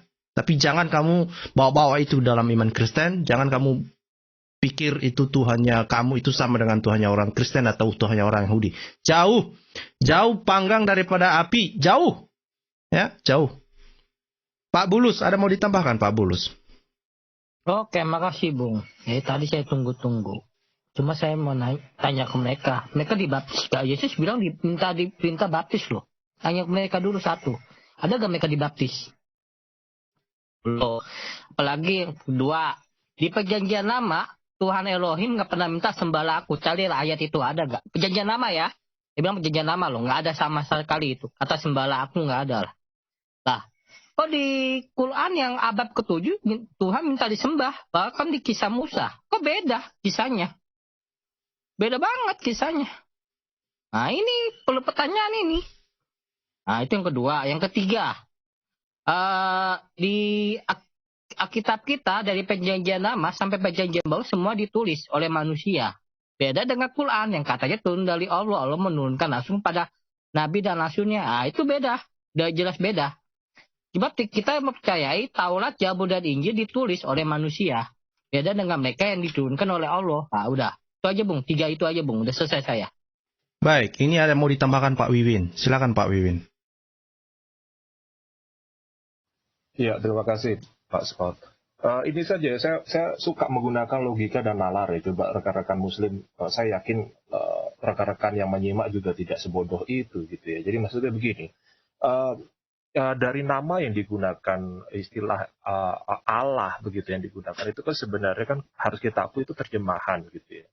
Jadi mungkin ya rekan-rekan Muslim sampai saat ini beberapa itu berusaha mencoba menyamakan itu, mengasosiasikan Tuhan Yahweh gitu ya, Tuhannya umat Kristen dengan Allahnya orang Tuhannya orang Islam itu dicoba disamakan melalui kemiripan kesamaan penggunaan istilah ini Allah ini gitu ya. Nah, sekalipun itu digunakan begitu ya, sekalipun logika itu digunakan, ini sama-sama menggunakan nama Allah. Kita coba pakai pendekatannya seperti ini. Anggap saja Pak Scott punya bapak namanya Pak Budi begitu ya. Lalu saya juga punya bapak yang kebetulan namanya Pak Budi gitu loh. Apakah langsung kita bisa asosiasikan Pak Scott dan ayah Pak Scott? Hilang suaranya, Pak. Tadi disampaikan Pak Scott. Jadi seperti yang disampaikan Pak Scott tadi, nama itu tadi sebenarnya tidak bisa langsung serta-merta kita samakan sosok itu gitu ya.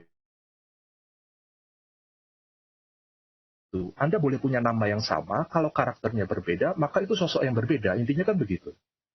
Ya kan? Kita lihat saja.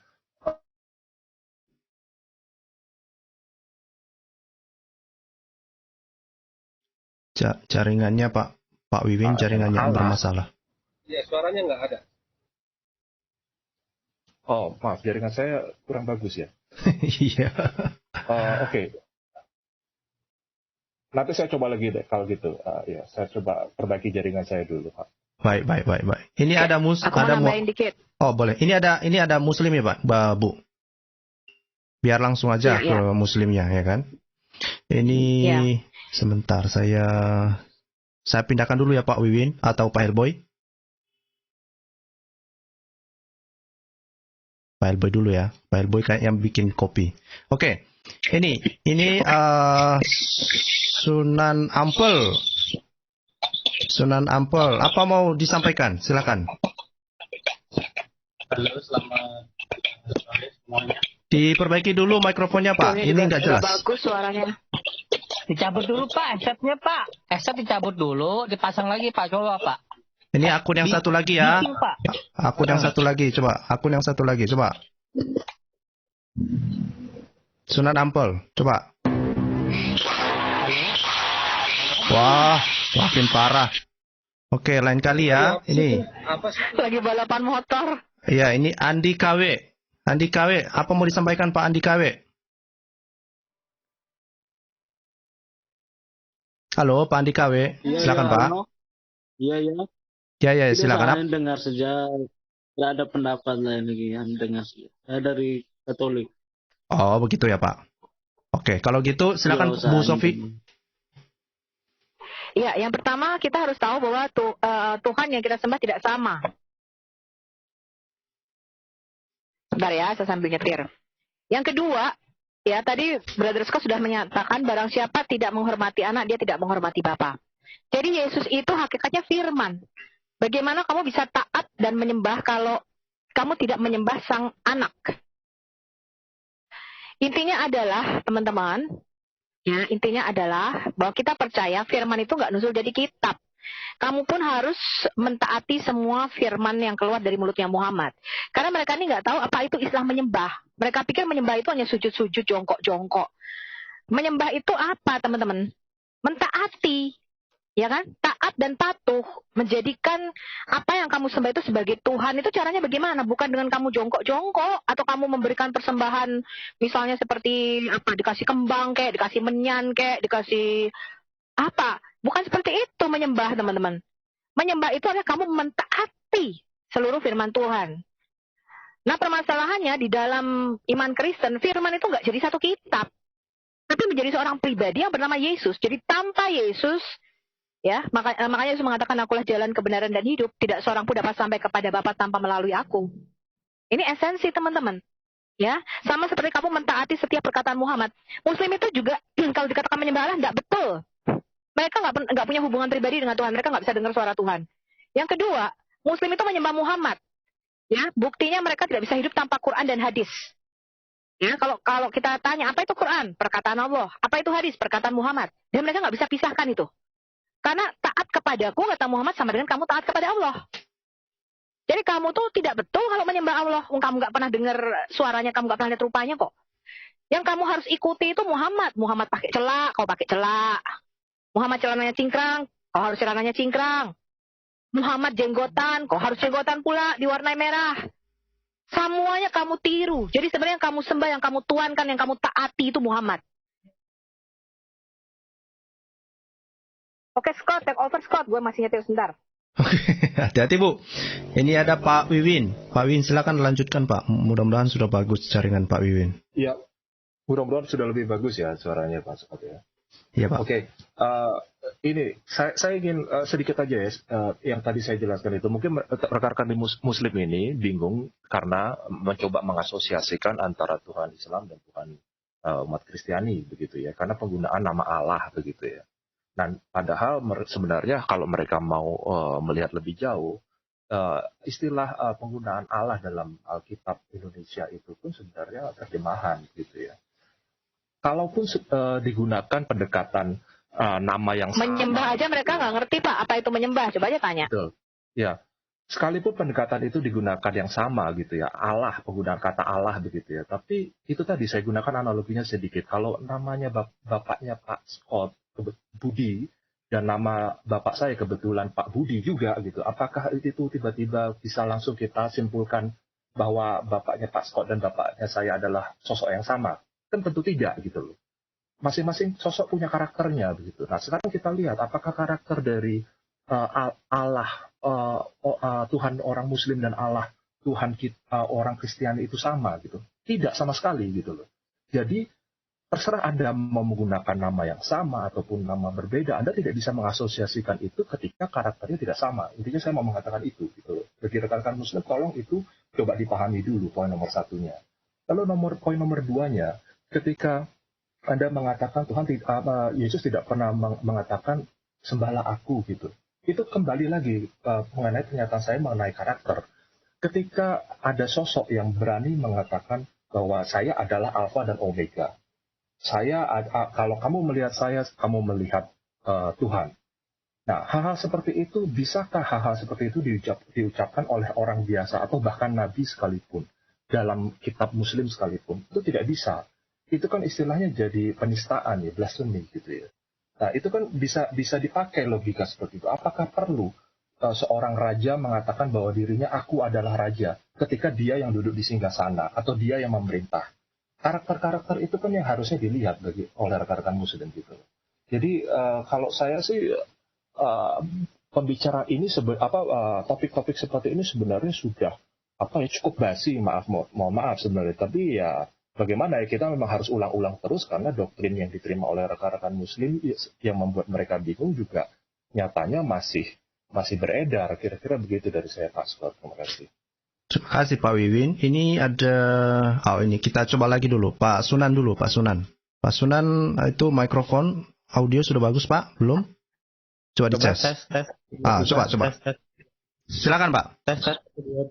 Halo, selamat sore. Tes 1 2 3. Ya, udah Halo. bagus. Udah. Salam damai buat semua. Salam damai, Pak. Saya yakin di sini semua mengedepankan positive thinking untuk menilai argumen ataupun segala sesuatunya. Mohon saya juga tidak ingin menebarkan kebencian atau bagaimanapun juga. Masing-masing orang punya perspektif rohani dalam dirinya sendiri, spiritual yang dipercaya seperti apa. Saya yakin semuanya pasti punya keyakinan yang baik untuk menjadi manusia yang lebih baik nantinya. Langsung aja Pak, langsung aja ke topik kita Pak.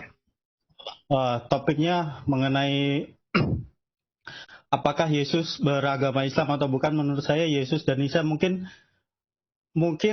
orang yang sama, mungkin orang yang berbeda, atau saya juga lebih cenderung sebagai memposisikan Isa dan Yesus mempunyai karakter yang berbeda, karena Isa di agama Muslim itu beliau tidak disalib, dan di Yesus itu disalib. Itu sama sekali jauh berbeda. Jadi yang dianggap sebagai Isa, yang dianggap sebagai Muslim adalah Isa, Musa, Ibrahim, Adam, Nuh, itu semua beragama Muslim bagi kami. Jadi Nabi kami banyak sekali, ada 140.000 lebih lah. Ya, Nabi Isa itu salah satunya, dan kami sangat percaya dan sangat mencintai beliau gitu. Dan ajaran Nabi Isa itu mungkin memang mirip seperti masa-masanya memang mirip saat Yesus itu ada. Jadi kemungkinan disalahpahami oleh banyak orang di sini Isa dan Yesus gitu. Sederhana dari saya Pak. Pak Sunan. Ya. Pak Sunan, sederhana dari saya. Ya, silahkan. Feedback ya Pak. Oh, sorry. Gimana? Silahkan. Ya. Jadi kalau feedback. Oke. Jadi Cabut dulu, Bung. Ya. Cabut dulu, headsetnya dulu itu pasang lagi coba. Itu headsetnya bermasalah dia. Sama sekali, nggak pakai headset sama sekali. Loudspeaker aja. Oke. Coba di mungkin YouTube-nya masih aktif, mungkin di mute yang di YouTube. Jadi banyak orang Islam yang percaya bahwa Konsili Nisia adalah momen di mana kayak turn around gitu loh. Jadi ketika Origenes Adamantios itu dibunuh, dipenjara dan disiksa, akhirnya meninggal 2 tahun berikutnya. Tahun berapa Pak? Udah saya nanya Bapak, Konsili Indonesia tahun berapa menurut Bapak? Udah tanya.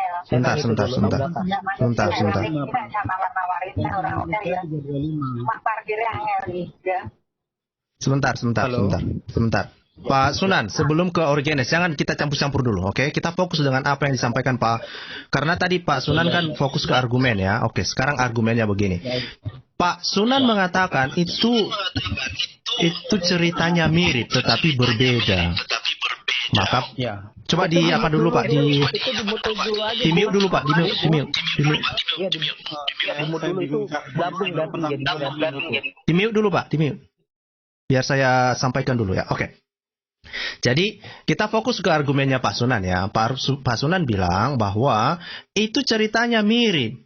Nah, kemungkinan orangnya berbeda. Oke. Kalau kemungkinan orangnya berbeda, oke, silakan tunjukkan siapa. Isa siapa sebetulnya yang disampaikan. Karena gini, biar saya sampaikan dulu posisinya Kristen ya. Penyebutan nama Isa dan bahkan misalnya Abraham, Adam, macam-macam lah yang dalam Al-Quran itu, kita tidak percaya bahwa yang dibicarakan Al-Quran itu adalah tokoh-tokoh dalam Alkitab. Dan Pak Sunan juga mengatakan ya ceritanya mirip, tetapi kan belum tentu orang yang berbeda. Sekarang, kalau itu bukan misalnya kalian bicara Isa, kalau itu bukan Yesus, terus siapa orangnya itu Pak? Silakan Pak. Isa sendiri, Ya siapa? kami, Pak. Coba tunjukkan. Mungkin ada bukti historisnya, ini orangnya lahirnya di mana, itu kan dibilang kan lahirnya di bawah pohon kurma, tapi pohon kurmanya itu di kota mana gitu loh, sejarahnya yang seperti apa, ada nggak bukti arkeologinya seperti apa gitu loh. Halo, Karena saya bisa ngaku-ngaku kan.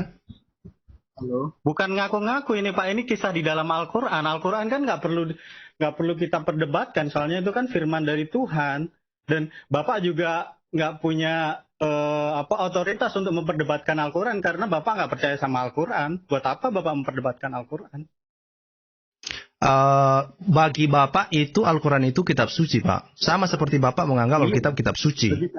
Ya, saya kan tidak percaya pada Al-Quran, makanya saya pertanyakan klaimnya. Karena banyak orang muslim-muslim di luar sana, termasuk yang kita bahas hari ini, dia mengatakan bahwa Yesus beragama Islam. Itu masalahnya. Kalau ada orang yang bilang Yesus itu bilang beragama Islam, saya nggak tahu Isa yang beragama Islam. Isa itu putra Maryam, beliau nggak punya bapak, beliau lahir suci. Berarti orang yang mengaku bahwa Yesus beragama Islam itu pembohong, gitu Pak? Ya silahkanlah, mungkin. Enggak, saya mau tahu. Saya mau tanya dulu Bapak. Bapak mengatakan mereka itu orang jujur atau orang pembohong? Silakan Pak. Ada yang bilang Isa dan Yesus itu sama karena tegas aja lah Pak, tegas saja. Mereka ini berbohong atau berkata jujur? Ini kan masalah agama. Sudah jawab aja. Masalah keyakinan, mau bukti arkeologi seperti apa? Biar saya jelasin ya. Saya ulangi. Saya tidak mengatakan Isa. Lihat ini. Mereka mengatakan Yesus beragama Islam. Mereka ini berbohong atau berkata jujur? Iya jujur. Jujur. Kan itu keyakinan mereka, Pak. Baru aja kau bilang tadi, baru aja Bapak bilang tadi, itu Isa yang dibicarakan dalam Al-Quran. Sekarang kau bilang mereka berkata jujur, mereka berbicara Yesus. Bapak ini punya integritas atau enggak sih? Jujur apa tidak itu tidak diukur dengan bukti arkeologis, Pak. Jujur apa tidak itu lahir dari keyakinan dia. Dia meyakini itu yang dia ucapkan. Hati sama mulut sama, itu namanya jujur, Pak Sunan, ada nggak di dalam Al-Quran berbicara tentang Yesus? Ada, banyak sekali. Berarti kamu mau bilang bahwa Isa adalah Yesus? Mana. Satu aja. Kata Yesus ada kata Yesus ya di Al-Quran ya. Kata Yesus ada ya di Al-Quran ya. Tunjukkan mana ayatnya. Ya, tunjukkan kata Yesus di Al-Quran, tunjukkan. Itu doang. Kami cuma minta itu. Anda tunjukkan. Halo. Ya lo harus jawab aja. Mana kata Yesus di Al-Quran? Anda tunjukkan ayatnya di mana. Anda bilang banyak tadi. Tunjukkan. Ini kan pemutar balikan sejarahnya kan udah berlangsung beribu-ribu tahun. Tenang teman-teman. Siapa yang mutar balikan? Santuy. Ya, santuy. Coba begini ya, coba bisa saya bantu tengahi ya. Oke, silakan Pak. Ya, begini. Menurut Pak, siapa nih rekan Muslim ini Pak? Sunan Pak, Sunan Ampel Pak. Sunan ya. Menurut Pak Sunan ini kan tidak yakin bahwa Yesus itu adalah sosok Isa. Betul begitu ya Pak Sunan? Bisa iya, bisa tidak. Ini permasalahannya Pak. Permasalahannya Anda harus bisa mengatakan ya dan tidak secara tegas Pak di sini. Kita ambil satu contoh gitu sejarah. Fir'aun itu siapa? Itu nggak ada yang tahu Pak. Bukti apa yang tahu Pak? Bentar. Saya mau kasih satu pendapat. Pak Sunan, bentar. Oke. Silakan. Pak Wiwin dulu. Silakan dulu selesaikan Pak Wiwin. Oke, silakan Pak Wiwin. Ya, saya ingin simplifikasi saja Pak Sunan. Jadi tidak ada jawaban yang abu-abu ya Pak Sunan. Antara itu ya atau tidak saja. Itu kan karena kalau tidak ya tidak ada yang akan dibicarakan. Tunggu dulu Pak Wiwin. Tunggu dulu Pak Sunan. Biar Pak Wiwin selesaikan. Silakan Pak Wiwin. Ya, saya ingin klarifikasi. Pak Sunan tadi di awal kan Pak Sunan mengatakan bahwa Pak Sunan sendiri tidak yakin apakah Isa itu adalah sosok yang sama dengan Yesus. Anda mengatakan itu tidak. Menurut saya tidak. Itu yang saya dengar dan itu terekod loh ya Pak. Saya ingin klarifikasi saja sekarang. Apakah benar begitu? Masih pada pendapat yang sama bahwa Isa bukan Yesus menurut Anda Pak Sunan? Silakan Pak Sunan. Saya bisa meyakinkan Yesus Isa atau bukan setelah tinggal Pak ketemu Tuhan dan bertanya langsung iya apa enggak sih gitu. Pak Sunan tadi Pak Sunan mengawali dengan argumen loh, benaran. Kalau begini nggak ada gunanya kita diskusi Pak. Pak Sunan pernah tahu nggak? Bentar. Pak Sunan kalau beli tas, misalnya tas LV ya, itu ada satu yang asli, ada satu yang original, ada satu yang palsu, betul nggak Pak? Halo. Pak Sunan. Gue dicuekin nih. Halo. Ya, Pak Sunan. Saya ibaratkan ya, Pak. Pak Sunan kalau tahu tas LV, merek nih, branded nih, Pak. Karena kita cewek ya. Itu kan mirip nih, Pak. Yang KW sama yang original. Betul ya, Pak ya? Ya, boleh. Tas Hermo misalnya, yang aslinya bisa ratusan juta sampai miliaran. Tapi kalau Hermo KW itu cuma 300 ribuan. Di Tanah Abang kali kalau beli. Mirip ya, Pak ya? Mirip ya. Tapi ada satu yang original, yang asli, satunya palsu. Nah, kalau ada dua tokoh, Pak, ini udah pasti satu asli, satu KW, satunya palsu. Nah, bagaimana cara kita mencek? Harus ada satu measurement, harus ada satu kanon di luar itu. Ukuran, standarnya apa? Ya benar ya? Kalau misalnya itu tas berarti ada garansinya, ada garansi letternya, ada nomor serinya misalnya. Itulah cara kita mengetahui ini yang asli, buatan Hermo. Ya. Ini yang palsu nih, buatan Tanah Abang. Nah, kalau itu tokoh, Pak, dan bukan tokoh dongeng, Bapak percaya Al-Quran ini bukan kitab hikayat dongeng ya? Jadi tokohnya sejarah ya? Enggak. Pak Sunan ini percaya Isa ini tokoh dunia khayalan, dunia dongeng, apa tokoh historis, Pak? Tokoh sejarah? Saya tidak mewakili kebenaran mutlak. Ya, saya tahu, Pak, yang kebenaran mutlak itu Yesus. Yesus mengatakan, akulah jalan, kebenaran, dan hidup. Yang saya tanyakan, sebentar. Iya Tuhan, makanya Yesus mengatakan akulah kebenaran. Ya, Yesus mengatakan akulah kebenaran. Kebenaran itu artinya orisinil, Pak. Bentar ya, saya kasih tahu Bapak ya. Saya kasih tahu. Yesus mengatakan akulah jalan, kebenaran itu sendiri, dan kehidupan. Ketika Yesus mengatakan kebenaran, itu artinya dia asli, orisinil. Yesus mengatakan di luar aku itu palsu atau KW. Nah, jangan jawab itu dulu. Bapak jawab dulu pertanyaan saya. Isa ini tokoh dunia dongeng apa tokoh sejarah, Pak? Menurut Bapak? Menurut saya apa ya? Banyak. Saya nggak bisa. Saya bukan. Bapak nggak bisa jawab apakah Isa ini tokoh dunia dongeng apa tokoh sejarah? Orang ini dari kejujuran, Bu Sophie. Kebenaran saya tidak menentukan kebenaran itu ada 3 menurut saya. Pertanyaan bukan itu. Pertanyaan saya bukan apa itu kebenaran. Bapak nggak tahu kebenaran. Di dalam Quran itu tidak ada satupun kebenaran. Pertanyaan saya, tokoh Isa di dalam Quran itu tokoh dunia khayalan, dunia dongeng, apa tokoh sejarah? Makanya saya sampaikan, Bu ya. Ini logika filsafat loh ya, Bu ya. Ya. Apa yang terjadi antara Ini yang ditanya apa, yang dijawab apa ya? Loh, ini logika, Bu.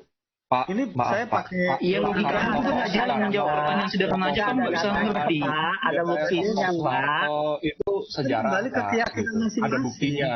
Balik ke keyakinan gimana sih, Bapak?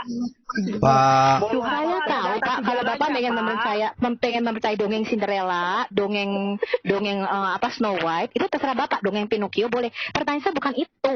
Pertanyaan saya, ini tokoh sejarah apa tokoh dongeng? Udah saya kick dia, udah susah kalau ngomong-ngomong nggak jujur. Iya, dia nggak ada kejujuran, Pak. Nggak jujur, susah kita. Nggak ada kejujuran. Dari tadi dia ngaku bahwa. Pertanyaan saya sederhana sebenarnya. Bahwa kita nggak mempercayai Quran. Terus ngapain kalian mempertanyakan Quran? Lah kebalikannya sama dong, pakai dong standar yang sama. Kalian juga tidak mempercayai Injil. Kenapa kalian utak-atik? Kenapa kalian memaksa bahwa Yesus adalah Isa? Itu bodoh banget itu orangnya. Aku kalau orang nggak jujur, ngamuk saya. Dia nggak bisa jawab dengan tegas itu tokoh dongeng apa tokoh sejarah. Gue bingung. Masalahnya gini, Bu Sophie, ya kan? Kalau sebenarnya mereka menjawab iya atau tidak pun sebenarnya menjadi palu gada yang akan menghantam mereka sendiri sebenarnya, Bu. Ya, kalau mereka bilang tidak, berat. Dibilang iya pun berat. Di situ mereka ini. Jadi mereka ini kebingungan. Akhirnya makanya macam orang kesurupan. Kalau kita kan kalau dijawab dengan tegas. Kalau kita kan jawab tegas. Iman itu kan harus saya. Ya atau tidak gitu. Mereka nggak bisa jawab loh. Ini tokoh dunia dongeng apa enggak? Scott, what do you think, Scott? Nah, satu lucunya, Bu. Katanya kebenaran itu tidak bisa divalidasi dengan sejarah. Lah kita kan bicara sejarah yang ada di dunia, mas harus bisa divalidasi dong dengan sejarah arkeologi, ya kan, penemuan Betul. Apa? Karena yang kita bicarakan ini kan bukan bukunya tulisan Hansel and Gretel ya. Kecuali kalau kita bicara kancil dan buaya, ya ini nggak bisa dibandingkan ke sejarah. Orang namanya dua hayalan, dongeng, atau cerita Malin Kundang, Tengkuban Perahu. Tapi lebih seru itu Pak, nonton baca komik Naruto Pak, saya Pak. Oke lah, saya pikir ini kalau bagi saya ya, kalau Muslim sudah nggak jujur, ini udahlah, habis kita waktunya untuk. Laganya Bro Scott, di lecek mereka laganya kayak orang pintar. Isinya kosong. Oke lah Pak, kita akhiri aja lah dulu. Ada mau disampaikan untuk yang terakhir kali ini menanggapi orang-orang ngaku-ngaku yang mengatakan sering mengklaim Yesus adalah Yesus beragama Islam, nabi-nabi Abraham dan nabi-nabi yang lain beragama Islam. Apalah mau disampaikan kepada orang-orang yang mengklaim seperti itu Pak? Atau dari Bu Sofi dulu lah sebelum kita tutup. Ya, saya mengatakan dengan jelas dari pembicaraan singkat ini bahwa apa yang kalian percaya itu hanya kitab dongeng. Ya, tapi percaya apa enggak kan terserah kalian. Ya, kan ada yang percaya dongeng Putri Salju, Cinderella, suka-suka. Cuman kita kasih tahu itu dongeng gitu lah. Ya, itu aja aku rasa sih Bro Scott. Sama satu lagi ya, kalian Muslim itu tidak ada yang percaya bahwa Tuhan menciptakan otak itu untuk berpikir. Itu aja sih pendapat saya. Pak Bulus, silakan Pak Bulus. Oh saya ya. Okay. Sertakan fulus. Fulus disertai fulus, silakan. Fulusnya nanti ya Bung, kasih ke saya ya. Lanjut Pak. Iya, kalau saya sih gini aja Bung. Kan kalau berdasarkan sejarah kan itu Islam muncul di abad ke-7. Nah, kok bisa Yesus yang di abad pertama udah tahu Islam yang munculnya di abad ke-7 Bung. Nah, itu keanehan buat saya Bung. Itu sejarah ya Bung, saya logika loh Bung. Oh itu aja sih saya Bung. Makasih Bung. Baik, Pak Wiwin, silakan Pak Wiwin. Ada mau sedikit sampaikan? aja Pak Scott, mungkin untuk bisa diangkat ke topik minggu depan atau lain kali Pak Scott. Boleh, jadi Pak. ini pertanyaannya masih terkait ini ya, apakah Isa itu sama dengan Yesus atau tidak begitu? Karena sebenarnya itu jadi fondasi terutama dalam kehidupan beragama kita di Indonesia begitu ya. Ketika Isa itu tidak bisa disamakan dengan Yesus, itu nggak apa-apa, nggak masalah. Tapi kita harap rekan-rekan Muslim bisa menjelaskan seperti pertanyaan Pak Scott tadi, Isa ini sebenarnya siapa, begitu ya. Nah, tetapi ketika Isa disamakan dengan Yesus, gitu ya, kemudian dinyatakan bahwa Yesus itu adalah Islam, itu sebenarnya sudah masuk ranah kepenistaan agama loh kalau menurut hukum di Indonesia. Jadi mungkin nanti bisa dibicarakan ke depannya Pak Scott. Kira-kira dari saya seperti itu untuk bahan pemikiran. Terima kasih. Baik, terima kasih Pak Wiwin. Itu akan kita coba atur ulang jadwalnya untuk kita diskusi-diskusi santai. Pak Omar, silakan Pak Omar. Ya, sama seperti yang dibilang Bu Sofi tadi, bahwa Tuhan yang kita sembah itu jelas berbeda. Baik dari cirinya, karakternya pun sangat jauh sekali. 180 derajat. Ya. Itu yang pertama. Yang kedua, keseluruhan Alkitab, baik dari perjanjian lama sampai perjanjian baru, dari Kejadian sampai Wahyu, tidak pernah dikatakan kita menyembah Allah negeri Mekah. Karena di Alkitab pun dijelaskan, memang banyak ilah-ilah itu, ilah-ilah negeri orang. Jangan sekali-sekali kamu percaya dan ikut ilah-ilah negeri orang itu. Karena Tuhan yang sebenarnya adalah yang ada di Israel, dan keselamatan itu hanya melalui nabi-nabi, yaitu makanya disebut keselamatan hanya dari bangsa Yahudi. Jadi tidak ada nabi di luar Yahudi. Itu aja Bro. Baik, terima kasih Pak Omar. Pak Garnet, silakan Pak. Ya, terima kasih ya. Jadi sesuatu yang keberadaannya tidak bisa dibuktikan dengan bukti arkeologis itu namanya itu dongeng. Nah sama seperti kata Quran mereka dalam Qiyas 8 ayat 31 bahwa mereka hanya mempercayai kitab-kitab dongeng. Sebab bisa dibuktikan bahwa yang berkata dalam Al-Quran itu sebenarnya adalah semut. Sepanjang sejarah belum pernah kita temukan bahwa semut itu bisa berbicara. Tetapi mereka meyakini bahwa semut bisa berbicara kepada Sulaiman. Jin berbicara.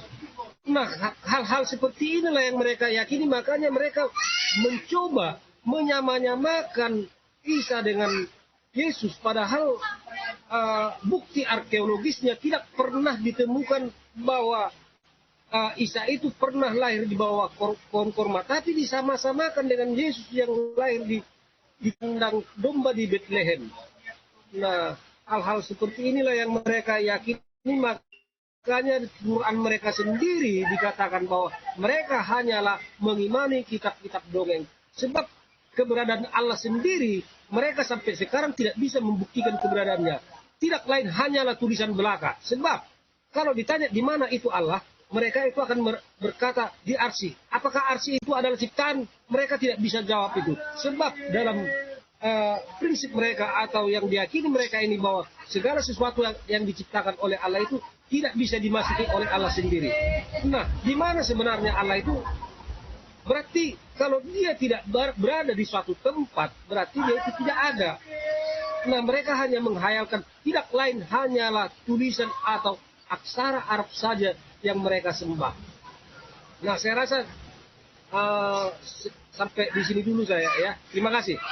Baik, terima kasih Bapak Ibu, Bu Sofi, Pak Bulus, Pak Wiwin, Pak Omar, Pak Garnet sudah bergabung, dan saya berharap teman-teman Muslim hentikanlah semua klaim-klaim yang tidak berdasar. Ya, kamu boleh mengatakan itu imanmu, tetapi imanmu jangan kamu campur-campur imanmu dengan iman orang lain, atau kamu campur-campur adukan iman orang lain ya. Itu saja dari saya. Tuhan Yesus memberkati. Sampai jumpa di topik-topik yang lain. Tuhan memberkati. Selamat hari Minggu. Salam semuanya.